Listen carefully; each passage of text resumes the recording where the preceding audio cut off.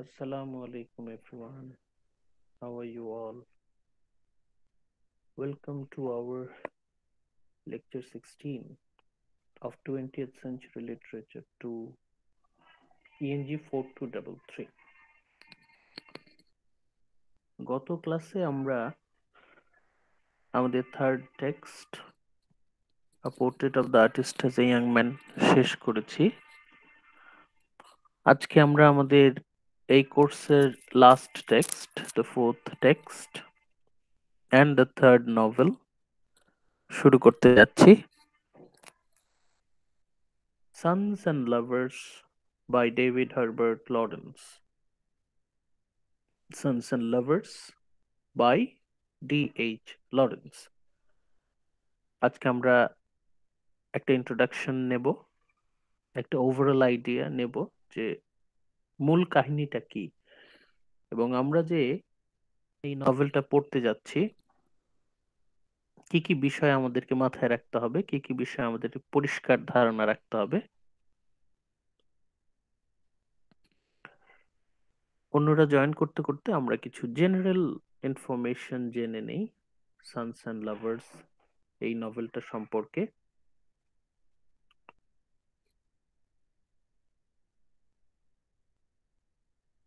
Sans and lovers এই নভেলটা হচ্ছে ইংরেজি নভেলগুলোর মধ্যে সবচেয়ে বিখ্যাত নভেলগুলোর মধ্যে একটা। একই সাথে এটা একটা বিখ্যাত উপন্যাস এবং বিতর্কিত কন্ট্রোভার্সিয়াল উপন্যাস। এখনো পৃথিবীর কোনো কোনো দেশে এই উপন্যাসটা নিষিদ্ধ। কিছু আরব কান্ট্রিগুলোতে এই স্টিল এটা আমাদের বিশ্বাস করতেই হবে, এটা মেনে নিতেই হবে যে sons and lovers is one of the most famous English novels of 20th century। এই বিংশ শতাব্দীর যতগুলো উপন্যাস আছে, সানস অ্যান্ড লাভার্স এর মধ্যে অন্যতম বিখ্যাত এবং অন্যতম বিতর্কিত একটি উপন্যাস। এই উপন্যাসটি পাবলিশ হয় সেই সালে যে সালে আমাদের রবীন্দ্রনাথ ঠাকুর সাহিত্য নোবেল পুরস্কার লাভ করেন, সেই 1913 সালে।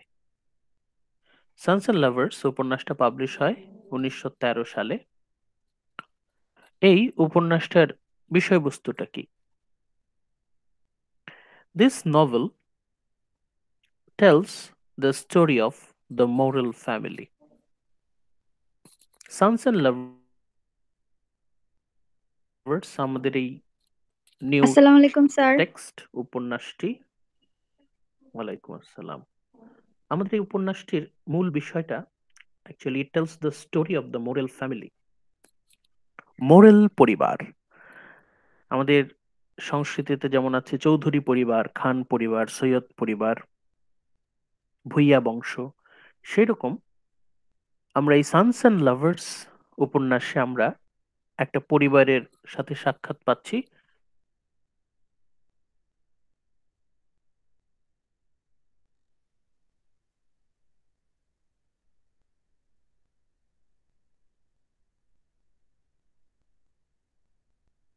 and in particular Paul moral, তার মানে আমাদের এই উপন্যাসের প্রোটাগনিস্ট, কেন্দ্রীয় চরিত্র পল মোরেল। এই পল মোরেলকে কেন্দ্র করেই আমাদের পুরো উপন্যাসটি। মোরেল পরিবার, এই মোরেল পরিবারের কাণ্ডারি কারা, কর্তা এবং কর্ত্রী কারা? Gertrude Morel mother and Walter Morel স্বামী এবং স্ত্রী। এই মোরেল পরিবারের কর্তা এবং কর্ত্রী। Gertrude Morel is the mother, Walter Morel father. Gertrude Morel and Walter Morel, they live in a village in north of England. ইংল্যান্ডের উত্তরাঞ্চলে একটা গ্রামে গার্ট্রুড মোরেল এবং ওয়াল্টার মোরেল তারা বাস করে। গার্ট্রুড মোরেল, গার্ট্রুড হচ্ছে আমাদের উপন্যাসের মূল চরিত্রের মা। Gertrude is clever and competent,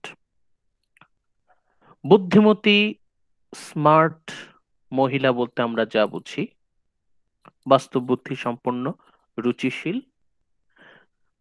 Gertrude is clever and competent, খুবই বুদ্ধিমতী এবং খুবই স্মার্ট। ওয়াল্টার অন্যদিকে, তার স্বামী Walter, not as smart, not as clever. Walter, তার স্বামী, an uneducated coal miner. Gertrude বুদ্ধিমতী, রুচিশীল, স্মার্ট। অন্যদিকে Walter an uneducated coal miner, অশিক্ষিত, কয়লার খনিতে কাজ করে। and drinks his money away and is often violent, প্রচুর মদ পান করে, প্রচুর ড্রিঙ্ক করে, ড্রিঙ্ক করতে করতে তার টাকা পয়সা শেষ করে ফেলে। and is often violent, এবং প্রায়ই খুব ভায়োলেন্ট আচরণ করে। মানে স্বামী স্ত্রী পুরোপুরি দুই রকম। একজন হচ্ছে খুবই স্মার্ট, রুচিশীল, বুদ্ধিমতী, আরেকজন হচ্ছে অশিক্ষিত, নিয়মিত মাতলামি করে এবং মাঝে মাঝেই ভায়োলেন্ট আচরণ করে। মানে স্বামী স্ত্রী দুইজন পুরো দুই রকম। গার্ট্রুড মোরেল একরকম, ওয়াল্টার মোরেল পুরো অন্যরকম। হাজব্যান্ড অ্যান্ড ওয়াইফ, শুরুতেই আমরা দেখতে পাচ্ছি তাদের মধ্যে কোনো মিল নাই। এবার বিষয় যেটা আমাদের খুব মনোযোগের সাথে খেয়াল করতে হবে, যেটা হাইলাইট করা আছে, আপনারা খেয়াল করেন। Divided by class. Gertrude Morel, সে মধ্যবিত্ত পরিবারের মেয়ে, মিডল ক্লাস। ওয়াল্টার মোরেল নিম্নবিত্ত, লোয়ার ক্লাস। মধ্যবিত্ত শ্রেণী একটা দ্বন্দ্ব ছিল, এখানেও আমরা সেরকম একটা দ্বন্দ্ব পাচ্ছি। ওয়াইফ, এই মোরেল পরিবারের ওয়াইফ এসেছে মিডল ক্লাস থেকে এবং হাজব্যান্ড এসেছে লোয়ার ক্লাস থেকে। They are divided by class. Gertrude is from middle class family, এখানে তার মিডল ক্লাস রুচি, মিডল ক্লাস মেন্টালিটি আছে। এবং অন্যদিকে Walter is from lower class. এই যে এদের মধ্যে শ্রেণী বিভাজন, শ্রেণী বিভেদ, শ্রেণী বৈষম্য, ডিভাইডেড বাই ক্লাস, এবং এই যে শ্রেণী বৈষম্য, এর ফলেই the two do not understand each other, স্বামী এবং স্ত্রী তাদের মধ্যে বোঝাবুঝি, ভুল বোঝাবুঝি প্রচুর হয় এবং একে অন্যকে আসলে ওইভাবে কখনোই বুঝতে পারে না।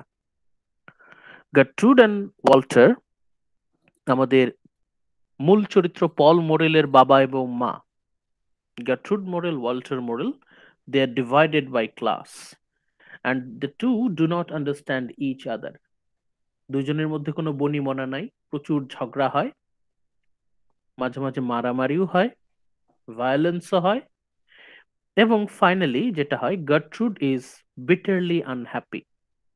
এই ফ্যামিলি, এই যে ম্যারেজ গার্ট্রুড এবং ওয়াল্টারের মধ্যে বিয়েটা, এটা হচ্ছে, এর মধ্যে Gertrude very very unhappy. Gertrude is bitterly unhappy. They are unhappily married to each other. দুজনের মধ্যে একটা ভালোবাসাহীন সম্পর্ক। হাজবেন্ডের কাছ থেকে কোনো সাপোর্ট পাচ্ছে না, কোনো রকম ইমোশনাল সাপোর্ট পাচ্ছে না। প্রায় প্রতিদিন ঝগড়া হচ্ছে, প্রায় প্রতিদিন ওয়াল্টার তার ওয়াইফের গায়ে হাত তুলছে। গার্ট্রুড, তার মধ্যে এদের মধ্যে আছে শ্রেণী বৈষম্য। গার্ট্রুড এসেছে মিডল ক্লাস ফ্যামিলি থেকে। মিডল ক্লাস ফ্যামিলি থেকে যারা আসে তাদের মধ্যে মেন্টালিটি অনেক সেন্সিটিভ থাকে, হাই থাকে, এবং এই কারণে গার্ট্রুড এবং ওয়াল্টারের মধ্যে প্রায়ই ঝগড়া হয়। ডিভাইডেড বাই ক্লাস, হাজবেন্ডের কাছ থেকে সে কোন রকম ইমোশনাল সাপোর্ট পাচ্ছে না। Gertrude is bitterly unhappy, very very unhappy. হাজবেন্ডের কাছ থেকে কোনো রকম ইমোশনাল সাপোর্ট না পাওয়ার ফলে সে কি করছে?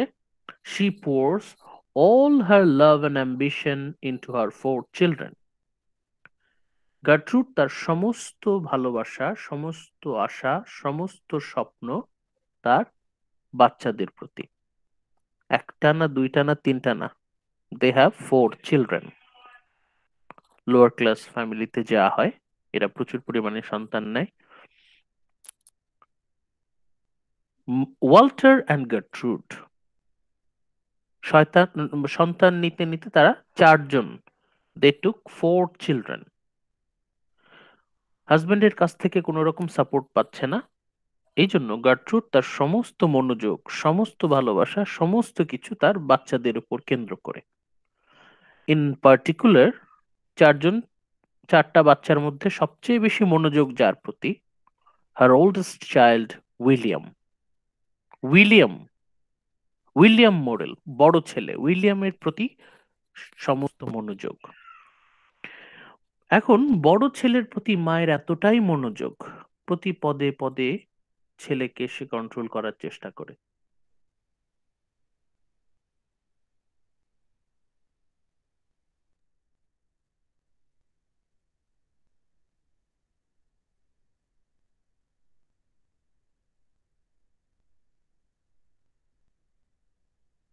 ঘনিষ্ঠ, দে আর very close to one another. They are very close to one another. William prepares to marry a very superficial girl.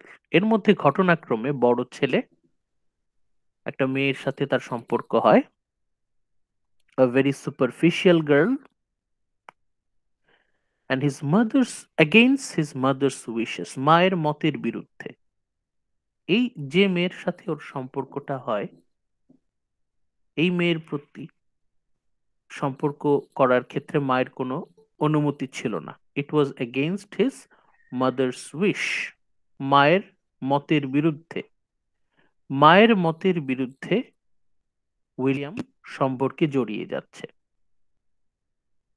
দেন ঘটনাক্রমে ট্র্যাজেডি অকার্স, একটা অঘটন ঘটে যায়। উইলিয়াম বড় ছেলে, হি ফলস ইল অ্যান্ড ডাইজ, বড় ছেলে হঠাৎ করে অসুস্থ হয়ে যায় এবং মৃত্যুবরণ করে। এই বড় ছেলের প্রতি কিন্তু গার্ট্রুডের সমস্ত ভালোবাসা, সমস্ত মনোযোগ, সমস্ত আকর্ষণ এই বড় ছেলেকে কেন্দ্র করেই কিন্তু গার্ট্রুড এতদিন সমস্ত নির্যাতন, সমস্ত অত্যাচার, সমস্ত কষ্ট সহ্য করেছিল।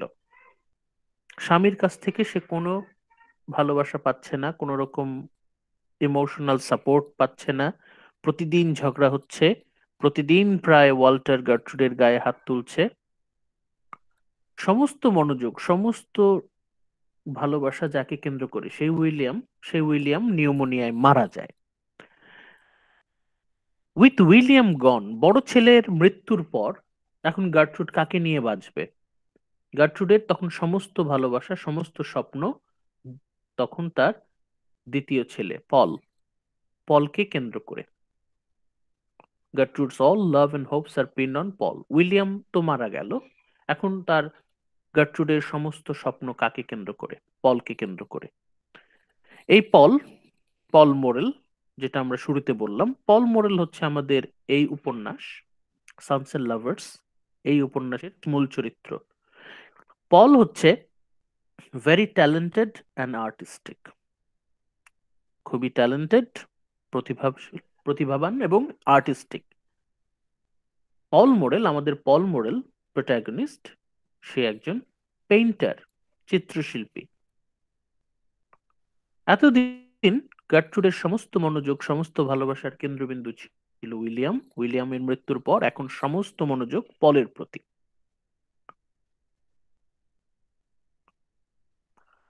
এই পলও যখন তার বয়স 14, পল সে একটি চাকরি নেয়।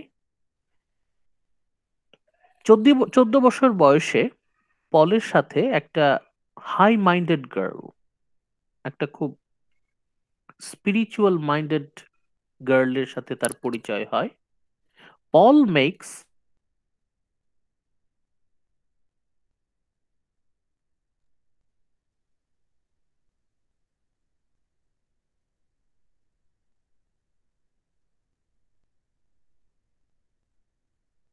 টার্ন।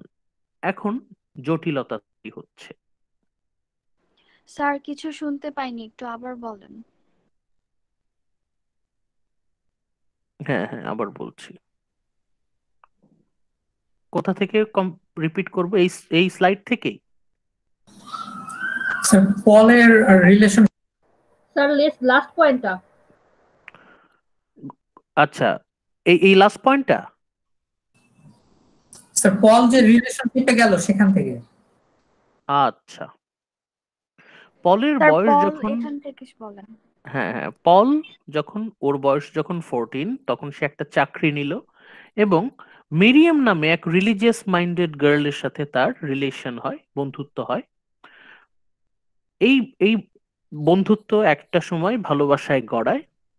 যখন মিরিয়ামের সাথে পলের একটা রিলেশনশিপ গ্রো করতে থাকে, তখন Paul's conflict between his love for his mother and his need to grow up and have sexual relation experience, এর মধ্যে একটা কনফ্লিক্ট শুরু হয়।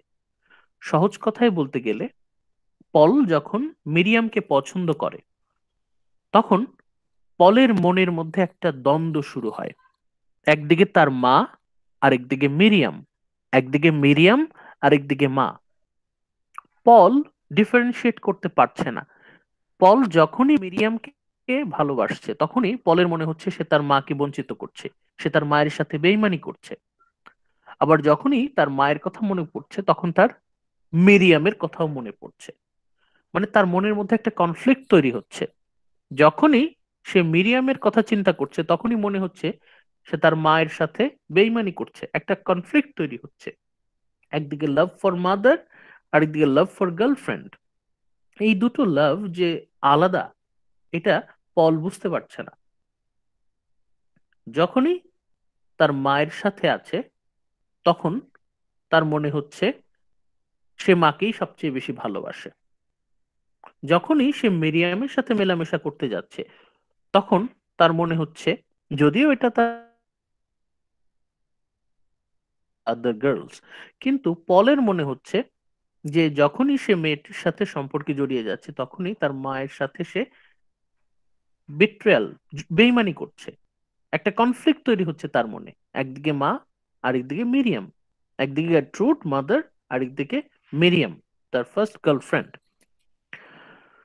এই যে কনফ্লিক্ট, পলের মধ্যে যে দ্বন্দ্ব, সে কাকে বেশি গুরুত্ব দিবে? মাকে বেশি গুরুত্ব দিবে নাকি তার গার্লফ্রেন্ডকে বেশি গুরুত্ব দিবে? এই নিয়ে পলের মধ্যে খুব সংকট তৈরি হয়, একটা ক্রাইসিস তৈরি হয়। Gertrude is jealous of Miriam. Gertrude আবার এই মিরিয়ামের প্রতি খুব জেলাস। গার্ট্রুড যখন জানতে পারে যে মিরিয়াম নামে এক মেয়ে আছে, তার সাথে তার ছেলে মেলামেশা করছে, তো অবশ্যই মা তো জানবেই। মা ছেলের সম্পর্ক অনেক বেশি ডিপ। এমন কিছু নাই যে মা ছেলের সাথে শেয়ার করে না, সবকিছু। পল তার মায়ের সাথে সবকিছু শেয়ার করে। সাধারণত একটা টিপিক্যাল কিশোর তার মায়ের সাথে যতটুকু না শেয়ার করে, এমনিতে আমাদের সমাজে কিশোর ছেলে মায়ের সাথে কিন্তু ততটা বেশি ঘনিষ্ঠ না। কিন্তু আমাদের এই উপন্যাসের বিষয়টা ব্যতিক্রম।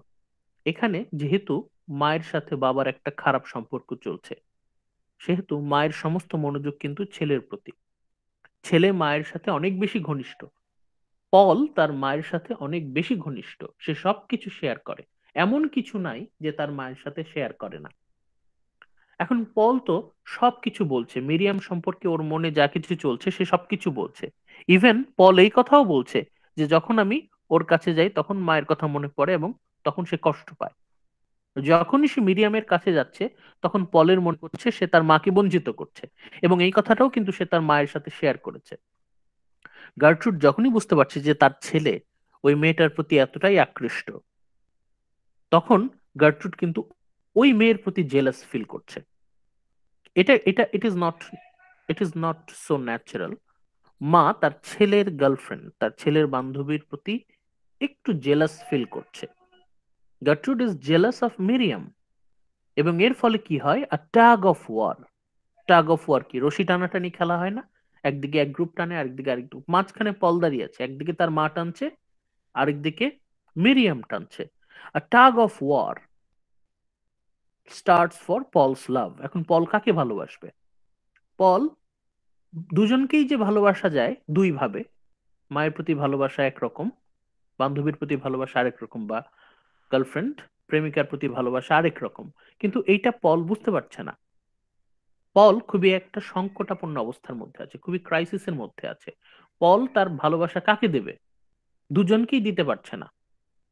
যখনই সে মিরিয়ামকে ভালোবাসা দিতে যাচ্ছে তখন তার মায়ের কথা মনে পড়ছে, আবার যখন সে মায়ের কাছে আছে তখন তার মিরিয়ামের কথা মনে পড়ছে। এখন সে কোন দিকে যাবে? পল খুবই ইন্টারনাল কনফ্লিক্টের মধ্যে আছে। পল তার ভালোবাসা কাকে দেবে? পল যত দিন যাচ্ছে ওর মধ্যে ক্রাইসিসটা, কনফ্লিক্টটা ততই বাড়ছে। সে কোথাও শান্তি পাচ্ছে না। সময় যাচ্ছে, টাইম পাসেস, হি লংস টু লিভ হোম। একটা সময় পল বিরক্ত হয়ে যাচ্ছে, সে আর বাড়িতেই থাকতে চাচ্ছে না। সে সিদ্ধান্ত নিচ্ছে যে সে বাড়ি ছেড়ে চলে যাবে। একটা সময় সে বুঝতে পারে যে যতদিন পর্যন্ত সে মায়ের সাথে একই বাড়িতে অবস্থান করছে ততদিন পর্যন্ত সে কিন্তু একটা সুস্থ সম্পর্কে যেতে পারে। সে কিছুটা বুঝতে পারে যে তার মায়ের ছায়া থেকে কিছুটা হলেও বের হতে হবে। মায়ের সাথে তার সম্পর্কটা এত বেশি ঘনিষ্ঠ যে মা সবকিছুতে ইন্টারফেয়ার করছে এবং পল স্বাধীনভাবে কোনো সিদ্ধান্ত নিতে পারছে না। যখন পল বুঝতে পারছে যে সারাক্ষণ তার মায়ের ছায়া তার উপরে এবং মা সবকিছু ডমিনেট করার চেষ্টা করছে, তখন পল সিদ্ধান্ত নেয় সে বাড়ি ছেড়ে চলে যাবে। যখন পল সিদ্ধান্ত নেয় সে বাড়ি ফিরে চলে যাবে, তখন সে বুঝতে পারে, he feels he can't leave his mother. তখন সে বুঝতে পারে, যখনই সে সিদ্ধান্ত নেয় যে সে বাড়ি ছেড়ে চলে যাবে, তখন সে বুঝতে পারে যে মা এবং তার সম্পর্ক এতটাই গভীর যে পল পারবে না। পল ক্যানট লিভ হিজ মাদার, মাকে ছেড়ে সে যেতে পারবে না। মায়ের প্রতি সে এতটাই ঘনিষ্ঠ, মাকে ছাড়া সে থাকতেই পারবে না। এখন মাকে সে ছাড়তে পারছে না, ওইদিকে মিরিয়ামের সাথে সম্পর্ক সেটা কিন্তু ঝুলে।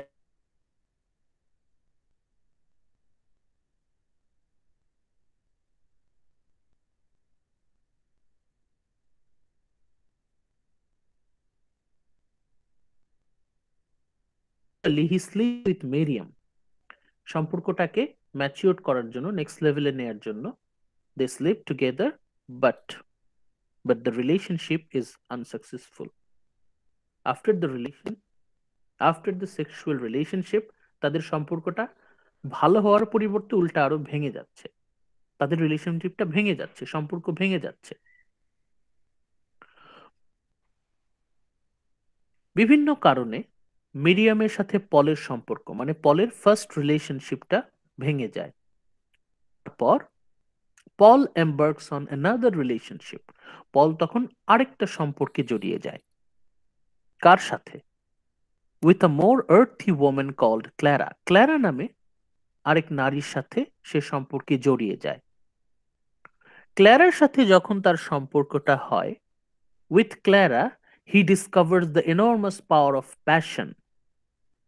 ক্ল্যারার সাথে তার সম্পর্কটা ছিল mainly physical. With her he discovered the enormous power of passion. But Paul, একটা সময় পল রিয়েলাইজ করে যে ক্ল্যারার সাথে তার ফিজিক্যাল সম্পর্ক হচ্ছে ঠিকই, কিন্তু ক্ল্যারার সাথে তার আত্মার সম্পর্কটা নেই, যেটা হয়তো মিরিয়ামের সাথে ছিল। মিরিয়ামের সাথে পলের যে সম্পর্কটা ছিল এটা বহু বছর পর্যন্ত এটা ছিল প্ল্যাটনিক, স্পিরিচুয়াল লাভ, এবং সেই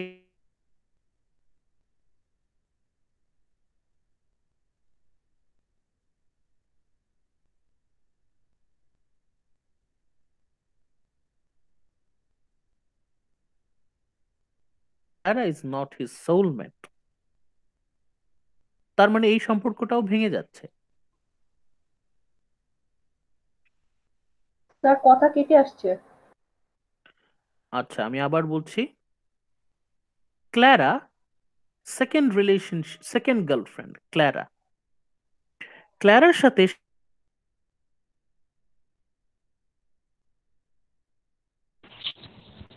স্যার মনে হচ্ছে আপনার মাইক হঠাৎ হঠাৎ মিউট হয়ে যাচ্ছে, সাউন্ড একদমই আসছে না।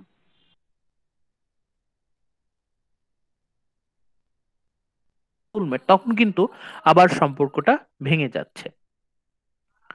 এর মধ্যে তার মা গার্ট্রুড ডাইজ অফ ক্যান্সার, মা ক্যান্সারে মারা যায়। উইথ হিজ মাদার গন, মায়ের মৃত্যুর পর পল 23 বছর বয়স, পল ইজ গ্রিফ স্ট্রিকেন, প্রচন্ডভাবে ভেঙে পড়ে মায়ের মৃত্যুর পর। And he feels a strong pool towards death, এবং সে সুইসাইড করার চিন্তা ভাবনা করে। সে মৃত্যুর প্রতি একটা টান অনুভব করে। মা মারা গেছে, ছেলেও আর বেঁচে থাকতে চাচ্ছে না।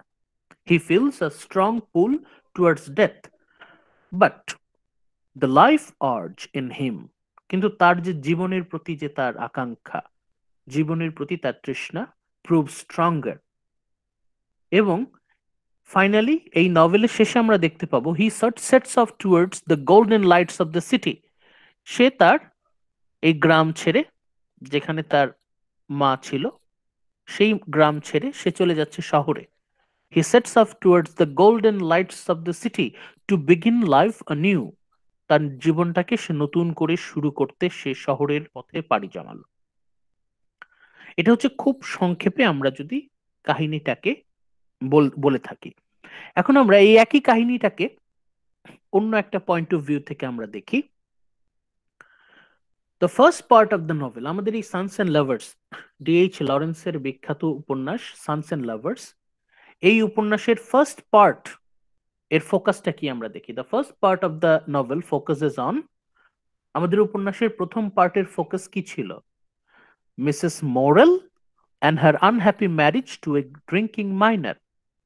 মিসেস মোরেল মানে হচ্ছে গার্ট্রুড, পলের মা। Gertrude, Mrs Morel and her unhappy marriage to a drinking minor, অশিক্ষিত কয়লার খনির শ্রমিক, তার সাথে তার এই যে unhappy marriage. She has many argument with her husband, হাজব্যান্ডের সাথে তার প্রচুর ঝগড়া হয়, বাকবিতণ্ডা হয়। some of which have painful result, কখনো কখনো সেই ঝগড়া মারামারি পর্যায়ে চলে যায়, ভায়োলেন্টের পর্যায়ে চলে যায়। on separate occasion, কখনো কখনো এমন ঝগড়া হয় Gertrude is locked out of the house, মাঝে মাঝে তাকে বাড়ি থেকে বের করে দেয়। মাঝে মাঝে hit in the head with a drawer, মাঝে মাঝে মাথায় আঘাত করে। এখন স্বামীর সাথে সম্পর্কটা খুবই খারাপ। estranged from her husband, স্বামীর সাথে একটা বিরাট দূরত্ব, মানসিক দূরত্ব। estranged from her husband, Mrs. Morel takes comfort in her 4 children, যেহেতু স্বামীর কাছ থেকে সে কোন রকম ভালোবাসা, কোন রকম ইমোশনাল কন্ট্যাক্ট, কোন রকম ইমোশনাল সাপোর্ট পাচ্ছে না, সে তার সমস্ত মনোযোগ, সমস্ত ভালোবাসা সবকিছু তার সন্তানদের প্রতি, স্পেশালি হার সন্স, তার ছেলেদের প্রতি তার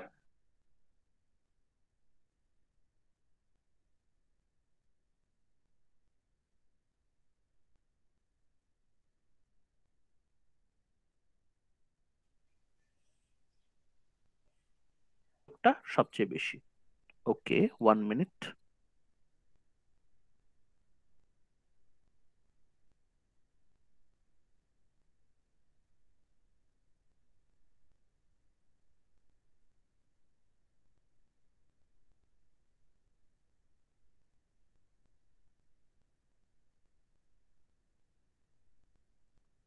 যেটা বলছিলাম, স্বামীর সাথে সম্পর্ক খুবই সংকটাপন্ন, স্বামীর কাছ থেকে সে কোনো রকম ইমোশনাল সাপোর্ট পাচ্ছে না, অতএব তার সমস্ত মনোযোগ, সমস্ত ভালোবাসা তার সন্তানদের প্রতি, বিশেষ করে তার বড় ছেলের প্রতি। Her oldest son William is her favourite, বড় ছেলের প্রতি সমস্ত মনোযোগ। And she is very upset,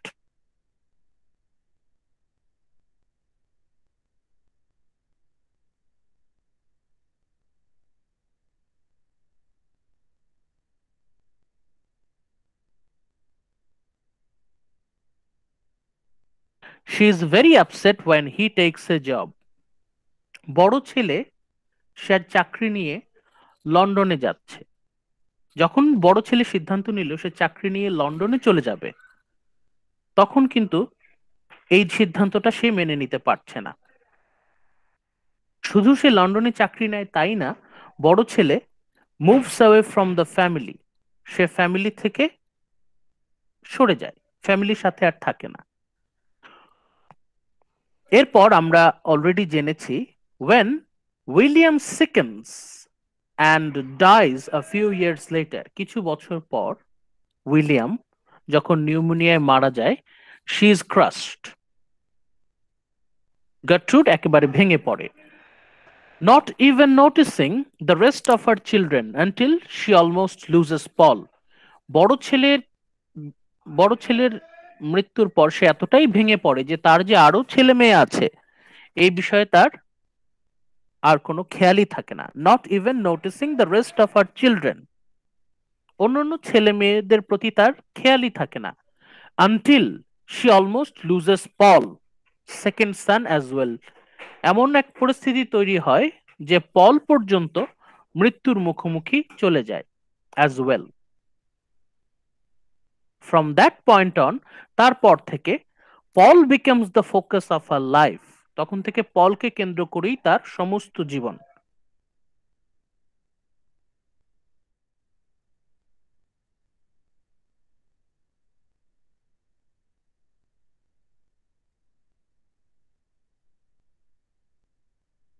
এতটাই ঘনিষ্ঠ।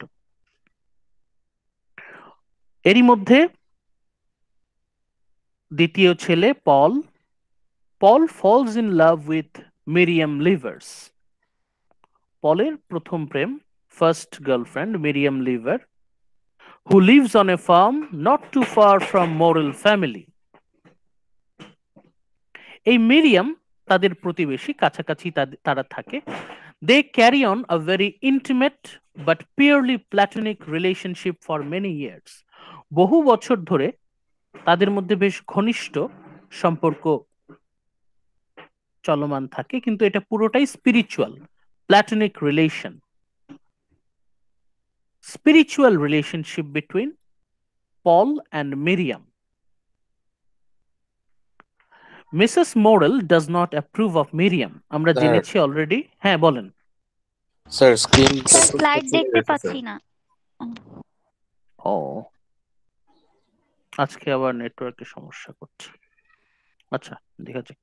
স্যার কথা অনেক বেশি কেটে কেটে আসতেছে, হঠাৎ করে একদম সাইলেন্ট হয়ে যায়। অনেকক্ষণ পর পর আবার। আচ্ছা দেখি কি করা যায়।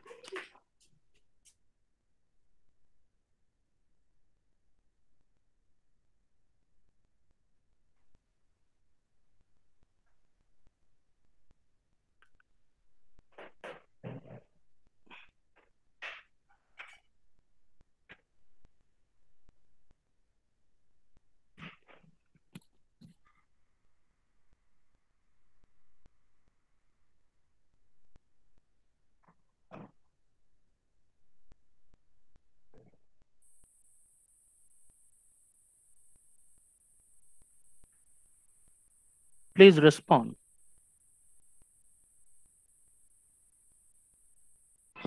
ইয়েস স্যার, সরি এখন স্যার। আসছে।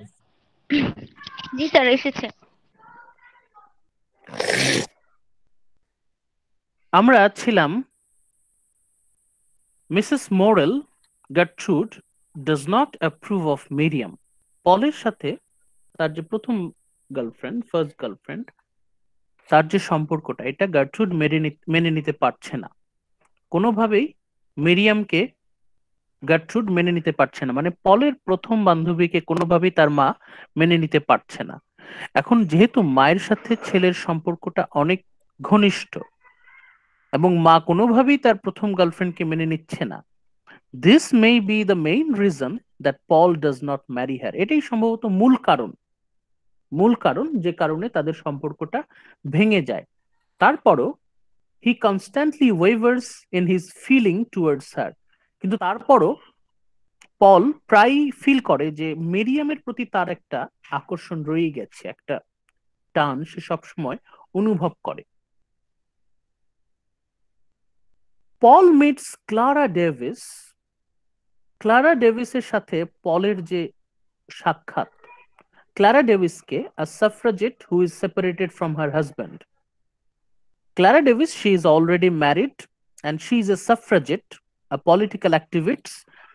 সেই সময় যারা নারী ভোট অধিকারের আন্দোলনের জন্য সংগ্রাম করেছে তাদেরকে সাফরাজেট বলা হয়। এই Clara Davis is separated from her husband, তার হাজব্যান্ড থেকে সেপারেটেড। এখন পলের সাথে ক্লারার যোগাযোগটা হয় হচ্ছে মিরিয়ামের মাধ্যমে। পলের সাথে ক্লারার যে সাক্ষাৎ সেটা হয় হচ্ছে থ্রু মিরিয়ামের মাধ্যমে। Clara she got interested in this platonic relationship. Clara জানতে পারে যে পল আর মিরিয়ামের বহু বছর ধরে সম্পর্ক আছে, কিন্তু they are still in platonic relationship, not physical, totally spiritual. তখন Clara, as he becomes closer with Clara এবং they begin to discuss his relationship with Miriam, Clara তখন জানতে পারে পলের সাথে মিরিয়ামের বহু বছর ধরে চলা প্ল্যাটনিক রিলেশনশিপ। তখন ক্লারা ওকে বলে যে platonic relationship is not really a real relationship. তখন ক্লারা ওকে বলে, she tells him that he should consider consummating their love, বলছে যে এই রিলেশনশিপটাকে নেক্সট লেভেলে নিয়ে যেতে হবে। and he returns to Miriam. ক্লারার বুদ্ধিতে পল মিরিয়ামের কাছে ফিরে আসে to see how she feels, এটা দেখার জন্য যে এই taking relationship to next level, এই প্ল্যাটনিক রিলেশনশিপটাকে নেক্সট লেভেলে ফিজিক্যাল রিলেশনশিপটাকে নিয়ে যাওয়ার ব্যাপারে মিরিয়ামের মতামত কি। They experiment with their relationship. Paul and Miriam they sleep together, তারা তাদের ফিজিক্যাল রিলেশনশিপ হয় and they are briefly happy, অল্প সময়ের জন্য দে ওয়ার স্যাটিসফাইড, বাট খুবই দ্রুত, শর্টলি আফটারওয়ার্ড, খুবই দ্রুত Paul decides that he does not want to marry Miriam. Paul সিদ্ধান্ত নেয় যে সে মিরিয়ামকে বিয়ে করতে পারবে না। He does not want to marry Miriam, সে বিয়ে করতে চাচ্ছে না। যেহেতু পল মিরিয়ামকে বিয়ে করবে না, তাহলে এই সম্পর্কের মানে কি? So he breaks off with her, মিরিয়ামের সাথে তার ছাড়াছাড়ি হয়ে যায়। তারপরেও, ছাড়াছাড়ি হয়ে যাওয়ার পরেও she still feels that Miriam তারপরেও ফিল করতে থাকে his soul belongs to her. Miriam টের পায় যে পলের আত্মার একটা অংশ সবসময় মিরিয়ামের সাথে সংযুক্ত। in part agrees reluctantly. Miriam, এই পলের সাথে তার যে ছাড়াছাড়িটা হয় এই ব্যাপারে মিরিয়াম, তার একটা আশা ছিল যে পল যত দূরেই যাক না কেন পলের সাথে মিরিয়ামের একটা সম্পর্ক থেকেই যাবে। মিরিয়াম গাছাড়া হয়ে যায় এক সময়, যে যা পল যদি যেতে চায় যাক। মিরিয়াম একটা সময় পলকে সেই স্পেসটা দিয়ে দেয়। পল তখন রিয়েলাইজ করে he loves his mother most. Paul তখন টের পায়, পল তখন বুঝতে পারে যে সে তখন মাকেই সবচেয়ে বেশি ভালোবাসে। Paul realises that he loves his mother most, মাকেই সে সবচেয়ে বেশি ভালোবাসে। After breaking off his relationship with Miriam, মিরিয়ামের সাথে তার তো সম্পর্কটা ভেঙে গেল, মিরিয়ামও পলকে একটা স্পেস দিল।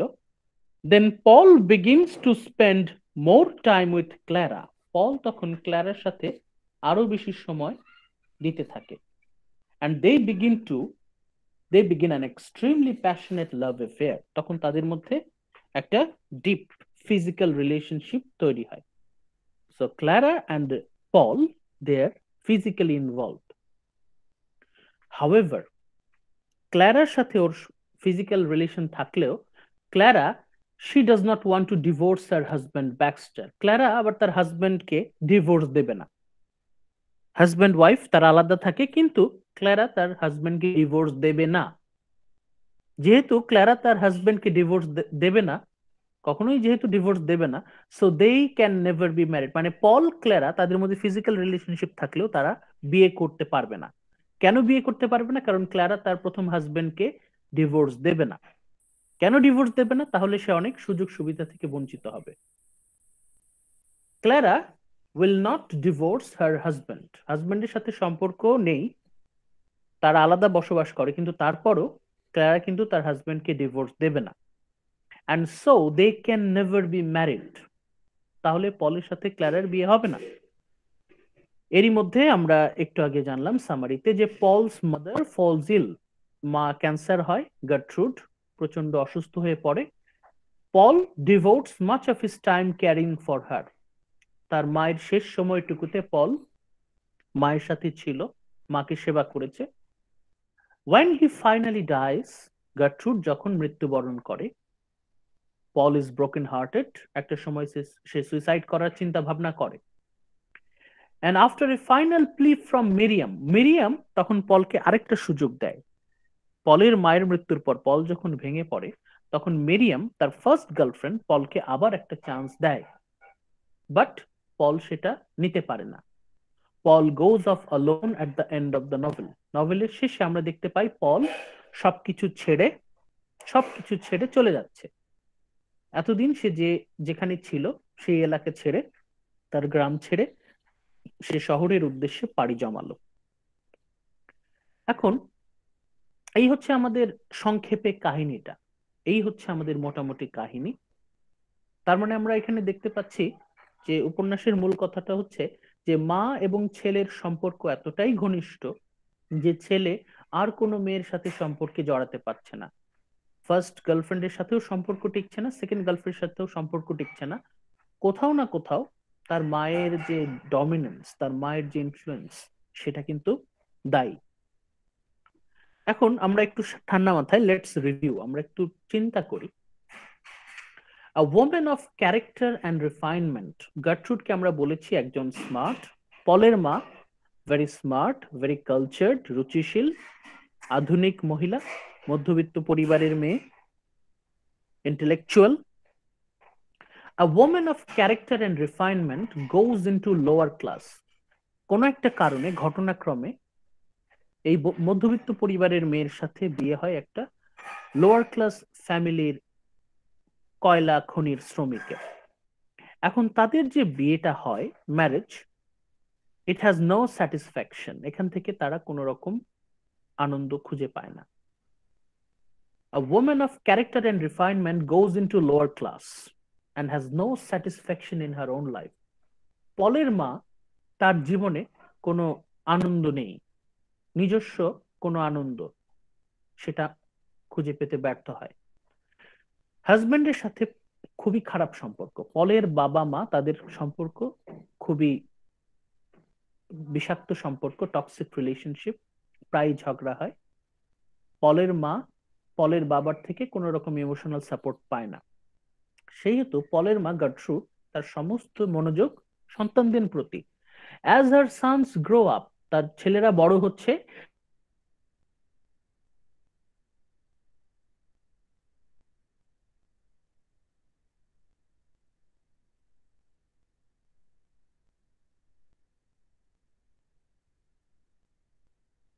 as lover substitute.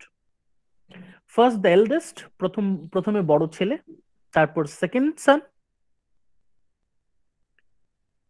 ছেলেরা বড় হচ্ছে, as her sons grow up, ছেলেরা বড় হচ্ছে, and Gertrude selects them as lovers. Gertrude তার ছেলেদেরকে এমন ভাবে ট্রিট করছে, মা ছেলেদের সাথে এতটাই ঘনিষ্ঠ, হাজবেন্ডের কাছ থেকে সে যে ইমোশনাল সাপোর্টটা পাচ্ছে না, সেটা কিন্তু সে ছেলেদের কাছ থেকে নেওয়ার চেষ্টা করছে। তার মানে Gertrude is taking sons as lover substitute mental দিক থেকে। ফার্স্ট দ্য এল্ডেস্ট, প্রথমে বড় ছেলে, দেন দ্য সেকেন্ড সান পল।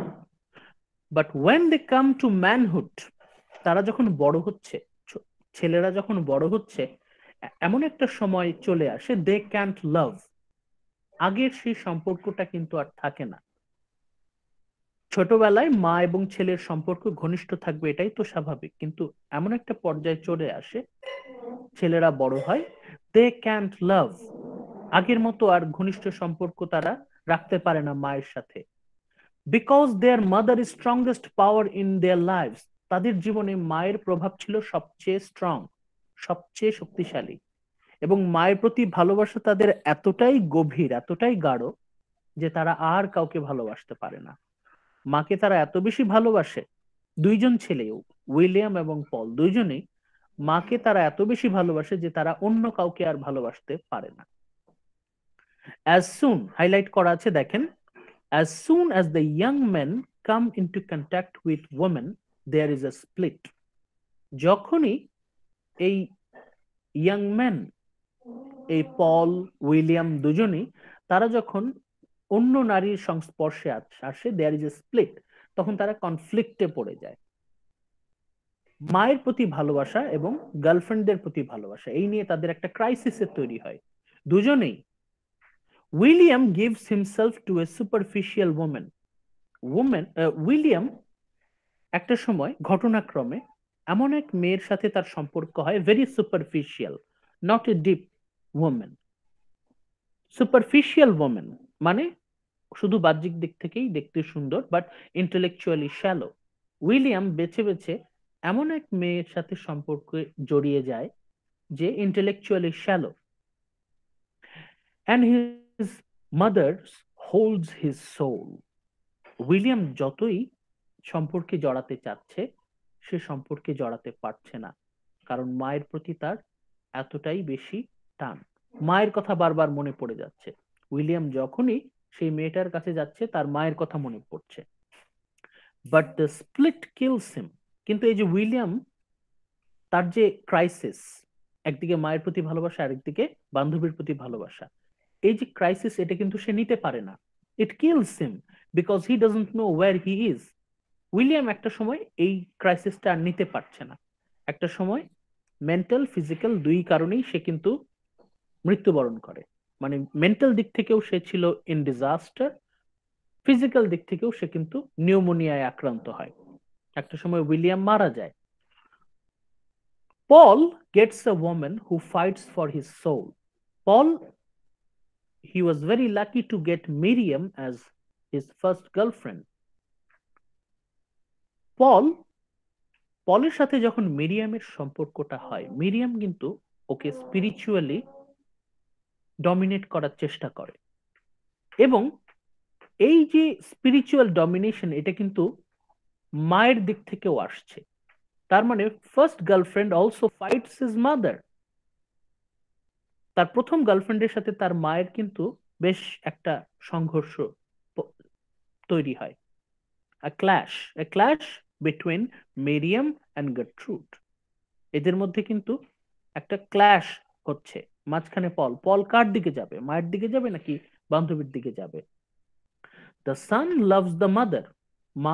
মাকে তো ভালোবাসবেই, ছেলে তো মাকে ভালোবাসবেই। All the sons hate and are jealous of their father. এখন মায়ের সাথে বাবার সম্পর্কটা তো খারাপ ছিল, গার্ট্রুডের সাথে ওয়াল্টারের সম্পর্কটা খুবই খারাপ ছিল, এবং ছেলেরাও, বাচ্চারাও বাবাকে ঘৃণা করত। All the sons, William, Paul, Arthur, তারা তিনজনই এবং তাদের মেয়ে অ্যান, তারাও, এরা চারজনই, they hate and they are jealous of the father. বিশেষ করে son Paul hate and are jealous of the father. বাবাকে সে ঘৃণা করে এবং বাবার প্রতি jealous. Paul decides to leave his soul in his mother's hand. একটা সময় পল সারেন্ডার করে, সে সিদ্ধান্ত নেয় সে মায়ের হাতেই তার সমস্ত সত্তা বিসর্জন দেবে। মানে ছেলে সিদ্ধান্ত নিচ্ছে যে মাকে ছাড়া সে থাকতে পারবে না। এখন মায়ের সাথে যতক্ষণ সে আছে ততক্ষণ তো সে ফিজিক্যালি নিজের এক্সপ্লোরেশনটা সে করতে পারছে না। Like his elder brother go for passion. এখন পল প্যাশনের জন্য কার কাছে যাবে? স্পিরিচুয়ালি তো মায়ের কাছে বাধা। Then the split begins to tell again. তারপর আবার তার মধ্যে সংঘর্ষ তৈরি হচ্ছে। যখনই পল ক্ল্যারার কাছে যাচ্ছে, কোনো না কোনো সময় ঠিকই তার মায়ের কথা মনে পড়ছে, বাট অলমোস্ট আনকনসিয়াসলি। কিন্তু এটা হচ্ছে আনকনসিয়াস লেভেলে। এই বিষয়টা একটু মাথায় রাখতে হবে। এই সামারি 6 স্লাইডটা কি আপনারা দেখতে পাচ্ছেন? Please respond.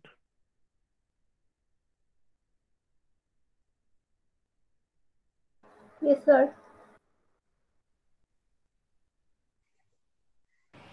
No sir, screen black হয়ে আছে। হ্যালো, স্যার দেখতে স্যার পাচ্ছি স্যার স্ক্রিন ব্ল্যাক হয়ে আছে। এখন স্যার দেখা দেখতে যাচ্ছে। পাচ্ছি দেখা যাচ্ছে স্যার। এখন দেখা যাচ্ছে। স্যার দেখা যাচ্ছে স্যার। আচ্ছা, একরাম কি একটু স্লাইডটা পড়বেন? Yes, sir. Hmm. The mother realizes what is the matter and begins to die. The son leaves his mistress, attends to his mother dying. He is left in the end alone with the drift towards death. Finally, it is worth pointing out that when Lawrence says Mrs. Morrel selects her sons as lovers, he does not mean literally. He's not writing about incest, but about a powerful emotional connection. And although Lawrence talks about the drift towards death, the novel ends with Paul's affirmation of life, which was Lawrence's creed. ওকে, এই বিষয়টা আমাদের মাথায় রাখতে হবে। এই উপন্যাসটা কেন বিশ্বের বিভিন্ন দেশে কন্ট্রোভার্সিয়াল, নিষিদ্ধ, এখনো নিষিদ্ধ, সেই বিষয়টা ডিএইচ লরেন্স ক্লিয়ার করার চেষ্টা করেছেন, যেটা হাইলাইট করা আছে এই স্লাইডে দেখেন। ওয়েন লরেন্স যখন বলছেন মিসেস মোরেল সিলেক্টস হার সন্স অ্যাজ লাভার্স, যখন তার সন্তানদেরকে she is taking her sons as lovers, he does not mean literally, তখন কিন্তু এটা লিটারালি মিন করছেন না। He is not writing about incest নিয়ে এখানে কোনো কথা হচ্ছে না। মা ছেলের ওইরকম অবৈধ সম্পর্ক নিয়ে এখানে কোনো কথা হচ্ছে না। এখানে অনেকেই ভুল বোঝে। This is not about the illegal relationship, but it is about a powerful emotional connection. এখানে মা ও ছেলের যে সম্পর্ক, এখানে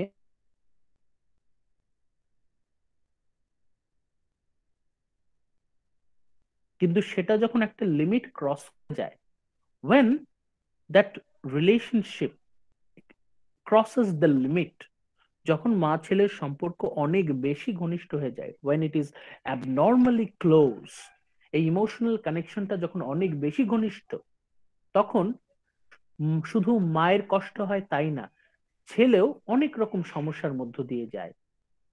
ছেলে তার জীবনের বিভিন্ন ক্ষেত্রে তখন পদে পদে সমস্যার সম্মুখীন হয়। মায়ের মৃত্যুর সাথে সাথে যখন আমরা আলোচনা করলাম, পল, দেয়ার ওয়াজ এ ড্রিফট টুয়ার্ডস ডেথ, পল কিন্তু মৃত্যুর পথে চলে যাচ্ছিল, পল কিন্তু সুইসাইড করার চিন্তা করছিল, কিন্তু তারপরেও শেষে গিয়ে ডিএইচ লরেন্স একটা আশার বাণী আমাদেরকে দেখিয়েছেন। এই উপন্যাসটা শেষ হয় with Paul's affirmation of life. Paul কিন্তু মৃত্যুকে গ্রহণ করে না, পল কিন্তু জীবনকে বেছে নেয়, হুইচ ওয়াজ লরেন্সেস ক্রিড, লরেন্সের বিশ্বাস, জীবনের পথে যাওয়া, drift towards life, affirmation to life. এবং এই বিষয়টা আপনারা সবাই খেয়াল রাখবেন, এই যে হাইলাইট করা আছে, এই যে sons and lovers, sons as lovers যখনই বলছে, ইট ইজ নট লিটারালি, এটা আক্ষরিক অর্থে না, it is about a powerful emotional connection. এখন মা ছেলের সম্পর্ক এটা যদি হয়, if it is extra, if the attraction, if the deep bond crosses the limit, তখন বিশেষ করে ছেলে অনেক সমস্যার সম্মুখীন হয়। এটাই আমরা আমাদের এই উপন্যাসে বোঝার চেষ্টা করব, যে মা ছেলের সম্পর্ক যদি অতিরিক্ত ঘনিষ্ঠ হয়ে যায়, তখন ছেলে এবং মা তারা কি কি সমস্যার সম্মুখীন হয়। মা ছেলের সম্পর্ক তো অবশ্যই একটা পবিত্র সম্পর্ক, মা ছেলের সম্পর্ক তো সবসময় ঘনিষ্ঠ থাকবেই, কিন্তু সেই ঘনিষ্ঠতা যদি একটা লেভেল ক্রস করে যায়, মা যদি ছেলের জীবনে সবসময় ডমিনেট করার চেষ্টা করে, ছেলের জীবনের প্রতিটা পর্যায়ে মা যদি ডমিনেট করার চেষ্টা করে, ইনফ্লুয়েন্স করার চেষ্টা করে, তখন ছেলে মানসিকভাবে পঙ্গু হয়ে যায়, মেন্টালি ক্রিপলড, মানসিকভাবে পঙ্গু হয়ে যায়, সে নিজে কোনো সিদ্ধান্ত নিতে পারে না, সবসময় মায়ের কাছে ফিরে আসে, সে কোনো সম্পর্কে জড়াতে পারে না। মায়ের প্রতি তার সম্পর্কটা যদি বেশি ঘনিষ্ঠ থাকে, ছেলে খুব ক্রাইসিসের মধ্য দিয়ে যায়, কোনো সম্পর্কে সে কিন্তু জড়াতে পারে না। So there should be a balance, একটা ব্যালেন্স থাকা জরুরি, একটা ভারসাম্য থাকা জরুরি। আচ্ছা, এবার আমরা পল সম্পর্কে একটু দেখি।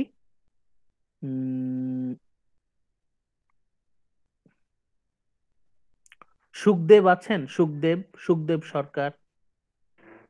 Yes, sir. সুখদেব, আপনি একটু স্লাইডটা একটু পড়েন তো, পল মোরেল নিয়ে স্লাইডটা। জি স্যার। স্যার কোনখান থেকে? একদম শুরু থেকে। Paul is the protagonist of the novel, and we follow his life from infancy to his early 20s. He is sensitive, temperamental, artistic, and unceasingly devoted to his mother. They are inseparable. His confides everything in her, works and patience to please to her, and nurses her as she dies. Paul has ultimately unsuccessful romances with Miriam Lever and Clara Darwin, always alternating between great love and hatred for each of them. His relationship fails with Miriam because she is too sacrificial and virginal to claim him as her, whereas it fails with Clara because it seems she has never given up on her estranged husband. However, the major reason behind Paul's breakup is the long shadow of his mother. No man can ever equal her in his eyes, and he can never free himself from her passion. Thank you Sukhdev, thank you very much. Sir, it was not clear. আচ্ছা, আমি আবার বলছি, আমি তো বলছি, সমস্যা নাই, tension করবেন না। আচ্ছা, পল মোরেল সম্পর্কে আমরা কি কি আইডিয়া পেয়েছি সেটা একটু পরিষ্কার করি। আমরা বললাম যে পল হচ্ছে এই উপন্যাসের মূল চরিত্র, এটা শুরু থেকে আমরা বলেছি। পল হচ্ছে আমাদের এই উপন্যাসের কেন্দ্রীয় চরিত্র, এবং সে একদম শৈশব থেকে ম্যাচিওর্ড হচ্ছে। তার জীবনটা একদম তার শিশুকাল থেকে তার একদম যৌবনকাল পর্যন্ত তার যে পুরো স্টেটটা আমরা দেখতে পাচ্ছি। সে ছোট থেকে বড় হচ্ছে, পল মোরেল সে ছোট থেকে বড় হচ্ছে, আমরা দেখতে পাচ্ছি তার ফিজিক্যাল, ইমোশনাল, সাইকোলজিক্যাল গ্রোথ আমরা দেখতে পাচ্ছি।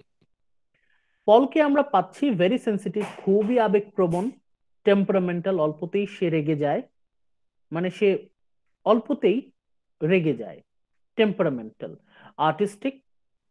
পল চিত্রশিল্পী, একজন শিল্পী, তার যে আর্টিস্টিক সেন্সিটিভনেস এটা কিন্তু মাথায় রাখতে হবে। পল হচ্ছে একজন শিল্পী, এবং শিল্পী মানেই অতিরিক্ত পরিমাণে সংবেদনশীল, and unceasingly devoted to his mother, এবং মায়ের সাথে তার সম্পর্কটা অনেক বেশি গভীর। মা ভক্ত ছেলে, সবকিছু মায়ের জন্য, সবকিছু মায়ের সাথে শেয়ার করবে। 14 বছরের একটা ছেলে সাধারণত মায়ের প্রতি সে অতটা কিন্তু ওপেন থাকে না, কিন্তু পল মোরেল ইজ ডিফারেন্ট, সে কিন্তু ব্যতিক্রম। মায়ের সাথে সে সবকিছু শেয়ার করবে, সে তার মনের মধ্যে যা আছে সবকিছু মাকে সে বলবে। দে আর ইনসেপারেবল, তারা অবিচ্ছেদ্য, মা ছেলে দুজনকে আলাদা করা যায় না, তারা সবসময় একসাথে থাকে। They are always close to one another, and he confides everything in her. মায়ের সাথে সবকিছু শেয়ার করে, সবকিছু সে মায়ের সাথে শেয়ার করে। Works and paints to please her, মায়ের জন্যই সবসময় কাজ করে, মায়ের এই ছবি আঁকে, তার যত শিল্পকর্ম সবকিছু মাকে আনন্দ দেওয়ার জন্য। এবং মায়ের মৃত্যুর সময়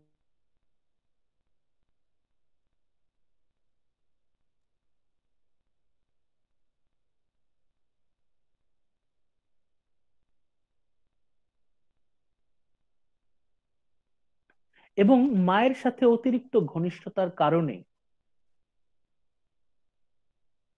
আবার বলছি, মায়ের সাথে অতিরিক্ত ঘনিষ্ঠতার কারণেই পল অন্য আর কারো সাথে সম্পর্কে জড়াতে ব্যর্থ হয়। Paul has ultimately unsuccessful romances with Miriam Levers and Clara Davis. এদের সাথে সম্পর্কটা হচ্ছে পেন্ডুলামের মতো, এই অতিরিক্ত ভালোবাসা, এই ঘৃণা, এই ভালোবাসছে তো এই ঘৃণা করছে। ভালোবাসাটা আসে তো ন্যাচারালি, কিন্তু যখনই পল দেখতে পাচ্ছে যে মায়ের ভালোবাসায় তারা ভাগ বসাচ্ছে, একদিকে মা, আরেকদিকে তারা, একদিকে মায়ের প্রতি ভালোবাসা, আরেকদিকে গার্লফ্রেন্ডদের প্রতি ভালোবাসা, যখনই পল দেখছে যে ওরা এসে মায়ের ভালোবাসায় ভাগ বসাচ্ছে, তখন কিন্তু ওদের প্রতি ন্যাচারালি একটা ঘৃণা কাজ করছে, hatred for each of them. এখন his relationship fails with Miriam.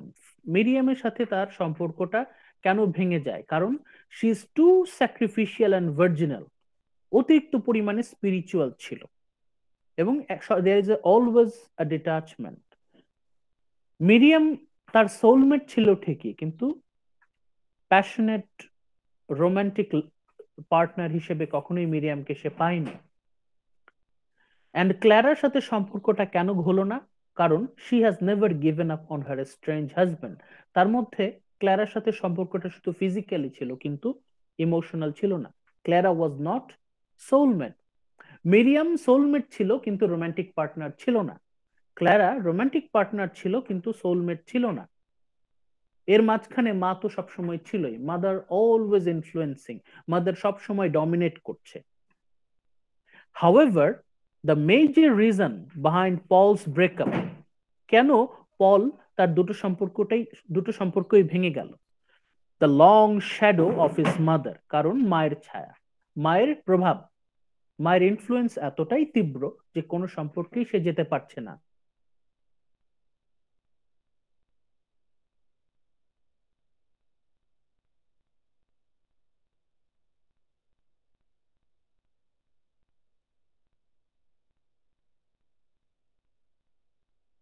বের হতে পারছে না। গার্ট্রুড মোরেলের ডমিনেন্স থেকে সে কখনোই বের হতে পারছে না, কখনোই বের হতে পারছে না। এই হচ্ছে পল মোরেল। স্যার আপনার কথা কেটে কেটে আসতেছে। কোন পর্যন্ত শুনেছেন ঠিক মতো? মায়ের সাথে সম্পর্কটা লাস্টের দিকে যেটুকু বলছিলেন স্যার। আচ্ছা, এইখানে এই যে হাইলাইট করা দুটো অংশ আপনারা আপাতত খেয়াল করেন। এই যে শেষের পয়েন্টটা, the major reason behind Paul's breakups, কেন পলের সম্পর্ক সব ভেঙে যাচ্ছে? কারণ মা অনেক বেশি dominant. The long shadow of his mother, no woman can ever equal in his eyes. যত গার্লফ্রেন্ড এসেছে পলের জীবনে, সবাইকে গার্ট্রুড বাতিল করে দিয়েছে। and he can never free himself from her possession, মায়ের ছায়া থেকে সে কখনোই বের হতে পারছে না। যতদিন মা বেঁচে ছিল ততদিন পর্যন্ত সে মায়ের ছায়া থেকে বের হতে পারছে না, মায়ের ডমিনেন্স থেকে সে বের হতে পারছে না। No woman can ever equal her in his eyes. যতদিন মা বেঁচে আছে ততদিন পল অন্য কারোর সাথে সম্পর্কে জড়াতে পারছে না।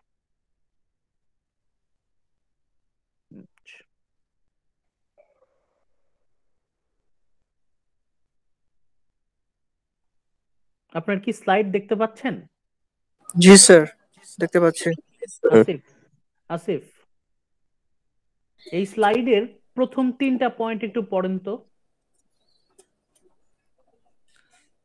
স্যার অনেক ছোট স্যার। আচ্ছা স্যার, আমি ট্রাই করতেছি sir. Gratitude Morel is unhappily married to Walter Morel, and she dedicates her attention to her children, her only passion in life. She is the first obsessed with William, but his death leaves her empty and redirects her energies towards Paul. She bitterly disapproves of all the women these two sons encounter, making her jealousy with other excuses. A natural intellectual, she feels society has limited her opportunities as a woman. Another reason she lives through Paul. Thank you. আচ্ছা, এই পয়েন্টগুলো already আমরা আলোচনা করেছি। এই যে প্রথমেই যে গার্ট্রুড ওয়াল্টার তারা আনহ্যাপিলি ম্যারিড, তাদের সম্পর্কটার মধ্যে কোনো ভালোবাসা কোনো আকর্ষণ অবশিষ্ট নাই, দে আর আনহ্যাপিলি ম্যারিড, তাদের সম্পর্কটা বিষাক্ত, টক্সিক রিলেশনশিপ, কোনো সমর্থন পাচ্ছে না, নো ইমোশনাল সাপোর্ট, তার সমস্ত অ্যাটেনশন তার বাচ্চাদের প্রতি, তার জীবনের মনোযোগ, যত ভালোবাসা, যত সব স্নেহ ভালোবাসা সবকিছু তার বাচ্চাদের জন্য, বিশেষ করে তার ছেলেদের জন্য। প্রথমে Gertrude is obsessed with William. আমরা বারবার করে বলেছি যে আমাদের জীবনে আমরা যখনই অবসেসড হয়ে যাই, যখনই আমরা অবসেশনে চলে যাই, অতিরিক্ত পরিমাণে অবসেসড হয়ে যাই, তখন কিন্তু আমরা ভুল করি। গার্ট্রুড প্রথমেই obsessed with Paul, sorry, she is first obsessed with William, but his death, উইলিয়ামের মৃত্যুর পর, leaves her empty and redirects her energies towards Paul. উইলিয়ামের মৃত্যুর পর তার সমস্ত আকর্ষণ তখন চলে যায় পলের দিকে। পলের লাইফটাকে সে পুরোপুরি ডমিনেট করার চেষ্টা করে। মা তো ছেলের জীবনটাকে সবসময় দেখাশোনা করবেই, কিন্তু গার্ট্রুড এমন ভাবে তার ছেলের জীবনকে ডমিনেট করেছে, এমন ভাবে প্রতিটা পয়েন্টে সে ডমিনেট করেছে, সবসময় সে ইনফ্লুয়েন্স দেওয়ার চেষ্টা করেছে। She bitterly disapproves of all the women these two sons encounter.